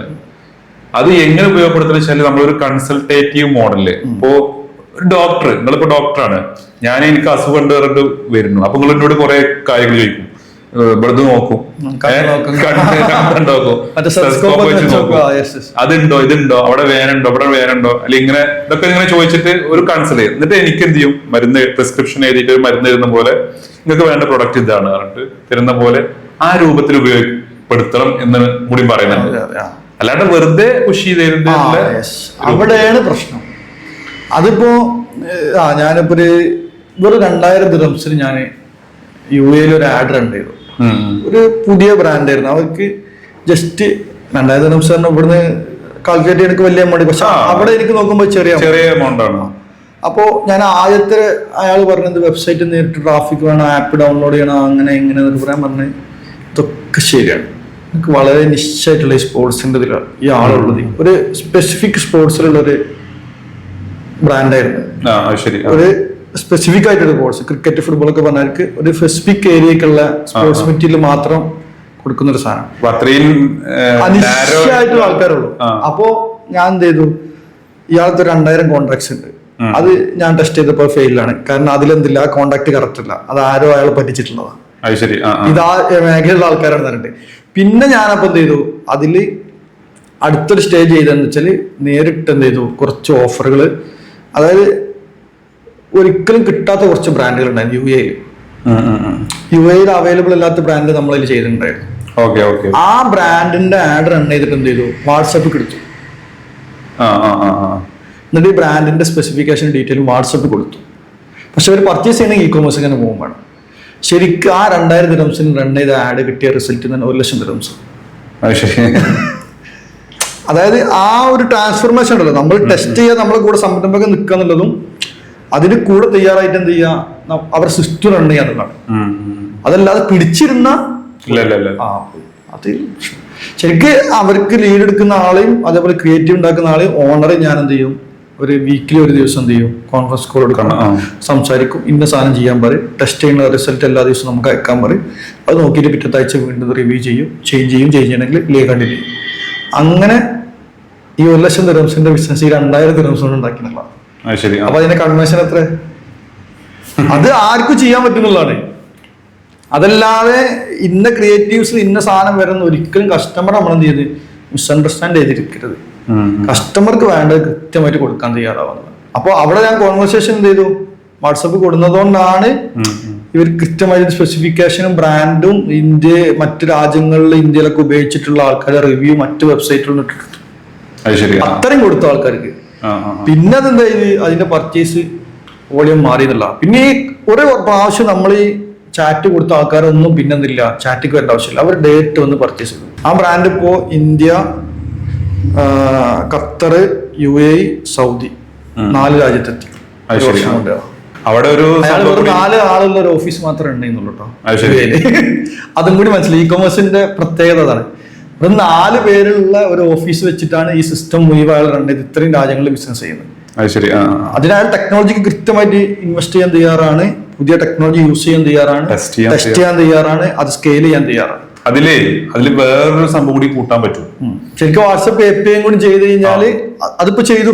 ഇപ്പൊ ലാസ്റ്റ് അവിടെ നമ്മൾ UAE എന്ത് ചെയ്തു, ഒരു വാട്സപ്പ് API ചെയ്തിട്ട് സെയിം ക്വസ്റ്റ്യൻസ് നമ്മൾ എന്ത് ചെയ്തു. ഞാൻ ഫസ്റ്റ് ലെവൽ അന്ന് API ഇല്ല ശരിക്ക്. API ഇത്ര എല്ലാവർക്കും പബ്ലിക് ആയിട്ട് അവൈലബിൾ ആയിട്ട് ചാറ്റ് ബോട്ട് ഒന്നും ആയി വന്നിട്ട് വാട്ടൊക്കെ ഇങ്ങനെ ഇനീഷ്യൽ സ്റ്റേജിൽ നിൽക്കുന്ന ഒരു സമയം. അങ്ങനെ ഇത് ചെയ്തത്. അപ്പോ നമുക്കെപ്പോഴും ഉൾട്ട ബുദ്ധിയിൽ വർക്ക് ചെയ്തിട്ടുള്ള സാധനം അറിയാം. അതുകൊണ്ട് തന്നെ അപ്പോ എല്ലാവരും നമ്മളെ കൂടെ അതിന് നിൽക്കണമെന്നില്ല. അവർ പറയാതെ പ്രശ്നമാണെന്ന് പറയുന്നതുകൊണ്ടാണ്. അങ്ങനെ നമ്മൾ എല്ലാവരും ചിന്തിക്കുന്ന വഴിയിൽ ചിന്തിക്കാൻ നിന്നുകൊണ്ടാണ് ബോച്ചൊക്കെ നമ്മളെ കൂടെ എപ്പോഴും പല സാധനങ്ങളും. ഇപ്പോ മാസത്തിലൊരു 15 ദിവസം നമ്മൾ ഒന്നിച്ച് ട്രാവൽ ചെയ്യുന്നുണ്ട്. പല ഡിസ്കഷൻസും പരിപാടികളുമായിട്ട് നമ്മൾ ട്രാവൽ ചെയ്യേണ്ടതാണ്. അപ്പോൾ അത് ഞാൻ അവിടുന്ന് ഒരു ബെനിഫിറ്റ് മാത്രം പ്രതീക്ഷിച്ച് പോകുന്ന ഒരാളല്ല. എനിക്ക് വലിയ കാഴ്ച കാണണമെന്നുണ്ടെങ്കിൽ, വലിയ സിസ്റ്റം, വലിയ സംഭവങ്ങൾ, അതായത് ഒരു 10,000 കോടിന്റെ കമ്പനി കാണണം, അതിന്റെ സിസ്റ്റം കാണണമെന്നുണ്ടെങ്കിൽ ഞാൻ എന്ത് ചെയ്യണം? അങ്ങനത്തെ ആളെ പിന്നെ സഞ്ചരിക്കാൻ റെഡി ആവണമെന്നുള്ളതാണ്. അത് അവരിൽ നിന്ന് എനിക്ക് ഇങ്ങോട്ട് മോണിറ്റൈസേഷൻ കിട്ടണമെന്ന് ഞാൻ എപ്പോഴും പ്രതീക്ഷിച്ച് കഴിഞ്ഞാൽ ചിലപ്പോൾ നടന്നോണമെന്നില്ല. നമ്മളെ സന്തോഷ് ജോർജ് കുളങ്ങര പറഞ്ഞു, ഞാൻ ഈ മറ്റേ പാലായിൽ നിന്ന് കാണുന്ന സ്വപ്നവും ഞാൻ അവിടെ ബുർജ് ഖലീഫയുടെ മുകളിൽ പോയി കാണുന്ന സ്വപ്നവും തമ്മിൽ വ്യത്യാസമുണ്ട്. അതുകൊണ്ട് രണ്ടും അങ്ങനെയാണ് ശരിക്ക്. ഇവിടെ ഉള്ള സംരംഭകരൊക്കെ ശരിക്ക് ദുബായിലൊക്കെ ഒന്ന് പോയിട്ടൊന്ന് ഒരു മാസം, അത് എങ്ങനെ പോയാലും വേണ്ടിയില്ല, അവിടെ പോയിട്ട് ട്രാവൽ ചെയ്തിട്ട് പരിചയപ്പെട്ടിട്ട് വരാം. യാത്ര ചെയ്താൽ തന്നെ നമുക്ക് എന്ത് ചെയ്യും, കുറെ നമ്മള്. പിന്നെ അതിൽ ഏറ്റവും വലിയ സംഭവം എന്ന് വെച്ചാൽ ഇന്ത്യയിൽ തന്നെ ട്രാവൽ ചെയ്താൽ മതി. ഇന്ത്യ ശരിക്ക് ഒരു കടലാണ്, ഒരു കടലാ. 6ൽ 1 എന്നാണ് ഇന്ത്യയിലെ ജനസംഖ്യ. വേൾഡിലുള്ള 6 തിരിക്കുകയാണെന്നുണ്ടെങ്കിൽ അതിൽ 1 ഇന്ത്യയാണ്. അപ്പൊ അങ്ങനെ വരുന്നൊരു സ്ഥലത്താണ് നമ്മൾ നീണ്ട് നമ്മളെ മാർക്കറ്റ്. അതുകൊണ്ടാണ് മീഷോക്ക് ഇത്രയും വലിയ മാർക്കറ്റ് ഇവിടെ കിട്ടിയത്. മീഷോ ചെയ്തത് എന്താണ്, താഴേക്കിടയിലുള്ള ആൾക്കാർ റീസെല്ലേഴ്സ് ഉണ്ടാക്കി എന്നുള്ളതാണ്. റീസെല്ലേഴ്സ് ആണ് അവിടെ ബിസിനസ് ചെയ്ത്, എന്നിട്ട് പിന്നെ നേരിട്ട് കസ്റ്റമറിലേക്ക് പോയി എന്നുള്ളതാണ്. അപ്പോ ലക്ഷക്കണക്കിന് ഏജന്റുമാരുണ്ടായി എന്നുള്ളതാണ് മീഷോക്ക്. ആദ്യം പ്രൊഡക്റ്റ് വിൽക്കാൻ ഞാൻ 100 രൂപക്ക് മീഷോന്ന് എടുക്കുന്ന പ്രൊഡക്റ്റ് എനിക്ക് 150 ആക്കിയിട്ട് ക്യാഷ് ഓൺ ഡെലിവറിയിൽ വിറ്റിട്ട് 150ന്റെ 50 രൂപ എനിക്ക് കമ്മീഷൻ തരുന്നുണ്ട്. അതിലാണ് മീഷോ ആദ്യം ഉണ്ടാക്കിയ ബിസിനസ്. അത് അവര് ഒറ്റ ദിവസം കൊണ്ട് തുടങ്ങിയ ബിസിനസ്സും അല്ല. മീഷോന്റെ കോഫൗണ്ടേഴ്സിന്റെ കുറെ പോഡ്കാസ്റ്റ് ഉണ്ട്, അതൊക്കെ കണ്ടാൽ നിങ്ങൾക്ക് മനസ്സിലാവും. അവരാദ്യം ചെറിയ കടകളിൽ നിന്ന് സാധനം കളക്ട് ചെയ്തിട്ട് അങ്ങോട്ടും ഇങ്ങോട്ടും കൊടുക്കുന്ന ഒരു കാറ്റലോഗ് സെല് ചെയ്യുന്ന ഒരു വെബ്സൈറ്റ് തുടങ്ങിയ ആൾക്കാരാണ്. എന്നിട്ടാണ് ഇത്രയും വലിയൊരു ഫേസ്ബുക്ക് വരെ ഇൻവെസ്റ്റ് ചെയ്ത ഒരു കമ്പനിയായി മാറിയത്. അത് ഇപ്പോ കേരളത്തിൽ നോക്കുകയാണെങ്കിൽ തന്നെ നമുക്ക് മനസ്സിലാവുന്നത് ഒരുപാട് AI ബേസ്ഡ് സ്റ്റാർട്ടപ്പുകളുണ്ട്, സർവീസുകൾ കൊടുക്കുന്ന ഒരുപാട് കമ്പനി ഉണ്ട്. ഇപ്പോ ടെക്ജൻസി എന്നുള്ള കമ്പനി ഉണ്ട്, മറ്റേ വീഡിയോ കോൺഫറൻസിംഗ്. ആളെ നേരിട്ട് പരിചയമുള്ള ആളാണ്. അപ്പോ ഞങ്ങള് ഒന്നിച്ചിപ്പോ കഴിഞ്ഞ ആഴ്ചയും കൂടി ഉണ്ടായിരുന്നു, സംസാരിച്ചിരുന്നു നേരിട്ട്. ഞങ്ങൾ ഒരു 2-3 മണിക്കൂറോളം. കാരണം അങ്ങനത്തെ ആളുകളോട് സംസാരിക്കുമ്പോ ആളൊക്കെ സൗണ്ട് കോൺഫറൻസിംഗ് എന്നുള്ള സിസ്റ്റം, പണ്ട് എന്താണോ ഓഡിയോ കോൺഫറൻസിങ് ചെയ്തിരുന്നത് അവിടുന്ന് വന്നിട്ടുള്ള ആളാ. 2000-കളില് അവിടുന്നാണ് സ്റ്റാർട്ട് ചെയ്തിട്ടുള്ളത്. അയാളെ എക്സ്പീരിയൻസ് ഒന്ന് ആലോചിച്ച് നോക്കിയാൽ മതി. ഇപ്പൊ 2024 അയാള് ഒരു ഇന്നോവേഷൻ ചലഞ്ച് വന്ന സമയത്ത് വീഡിയോ കോൺഫറൻസിങ് ആപ്പ് ഉണ്ടാക്കി വന്നതല്ല.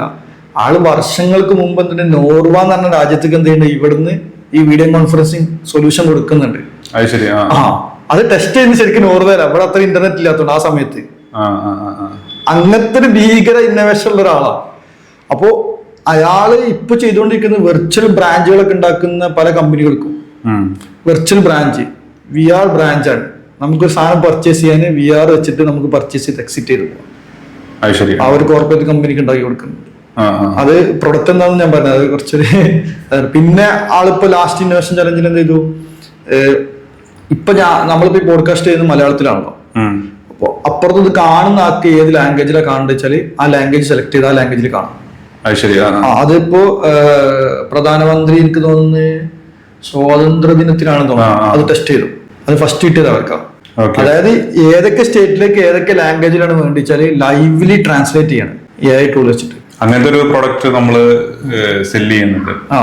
എങ്ങനെ വെച്ചാല് ഇപ്പോ ചാറ്റ് ബോർഡ് തന്നെ, ചാറ്റ് ബോർഡിൽ സാധാരണ ഇപ്പൊ നമ്മള് ചെയ്യാറ് ഒന്നുകിൽ ഇപ്പോ ലാംഗ്വേജ് സെലക്ട് ചെയ്യാനാ കൊടുക്കാറ്. ഒരു ചാറ്റ് ബോർഡ് 2 രൂപത്തിലുണ്ടെന്ന് പറയും. ഒന്ന് റൂൾ ബേസ്ഡ്, ഇപ്പൊ നമ്മള് ഇത് ചോദിച്ചു കഴിഞ്ഞാൽ ഇത് പറയാം, അല്ലെങ്കിൽ ഇത് ചോദിച്ചാൽ മറ്റേത് നമ്മൾ ഉദ്ദേശിച്ച AI, അതായത് ഇപ്പൊ ജനറേറ്റീവ് AI ഉപയോഗിച്ചുകൊണ്ട് എന്ത് ചോദിച്ചു കഴിഞ്ഞാലും അതിന് എന്താണോ ചോദിച്ചത് ആ രൂപത്തിൽ റിപ്ലൈ കൊടുക്കും. ഒരു നമുക്കൊരു മാനുവൽ ആയിട്ട് എങ്ങനെ ചാറ്റ് വരുന്നു, അതാണ് പേഴ്സണലൈസ്ഡ് റീപ്ലൈന്റെ ഏറ്റവും ഹൈ എൻഡ് എന്ന് പറയാൻ പറ്റില്ല. എന്നാ കുറച്ചും കൂടി പോകണ്ട്. ഇനിയിപ്പോ വോയിസിലേക്ക് എത്തും.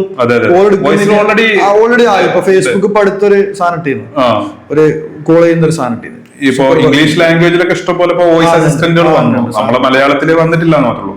അപ്പൊ ഈ ഒരു ചാറ്റ് ബോർഡിന്റെ കേസിൽ പറയുമ്പോൾ എന്ന് വെച്ചാല്, ഇപ്പൊ സപ്പോസ് ഞാനൊരു സിംഗിൾ ലാംഗ്വേജിൽ ചാറ്റ് ബോർഡ് ഉണ്ടാക്കി, ഇംഗ്ലീഷിൽ തന്നെ. മറ്റേ ചാറ്റ് ബോർഡാണ് ഇപ്പൊ നമ്മൾ ഡിഫറെന്റ് ലാംഗ്വേജിൽ ഉണ്ടാക്കണം. അറബിയിൽ ഒന്ന് വേറൊരു ചാറ്റ് ബോട്ട്, ഫ്രഞ്ചിൽ വേറൊന്ന്. ഇത് അതിന്റെ ഒന്നും ആവശ്യമില്ല, ഇംഗ്ലീഷ് ലാംഗ്വേജിൽ.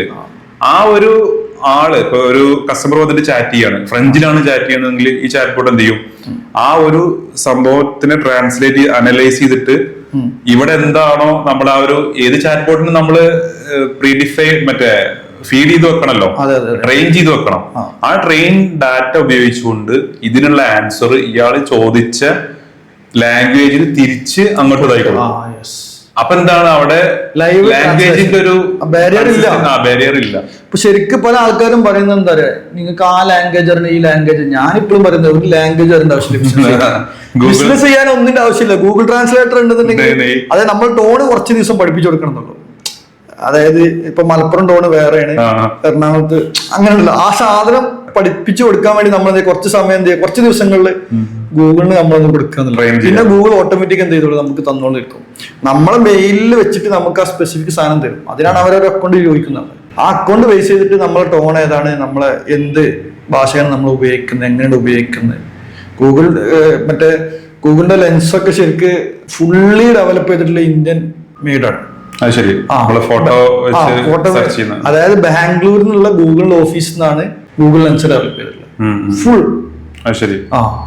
അപ്പോ ഇവിടുത്തെ ഡെവലപ്പർമാരെ ബുദ്ധിയാണ് അതിൽ ഇരിക്കുന്നത്.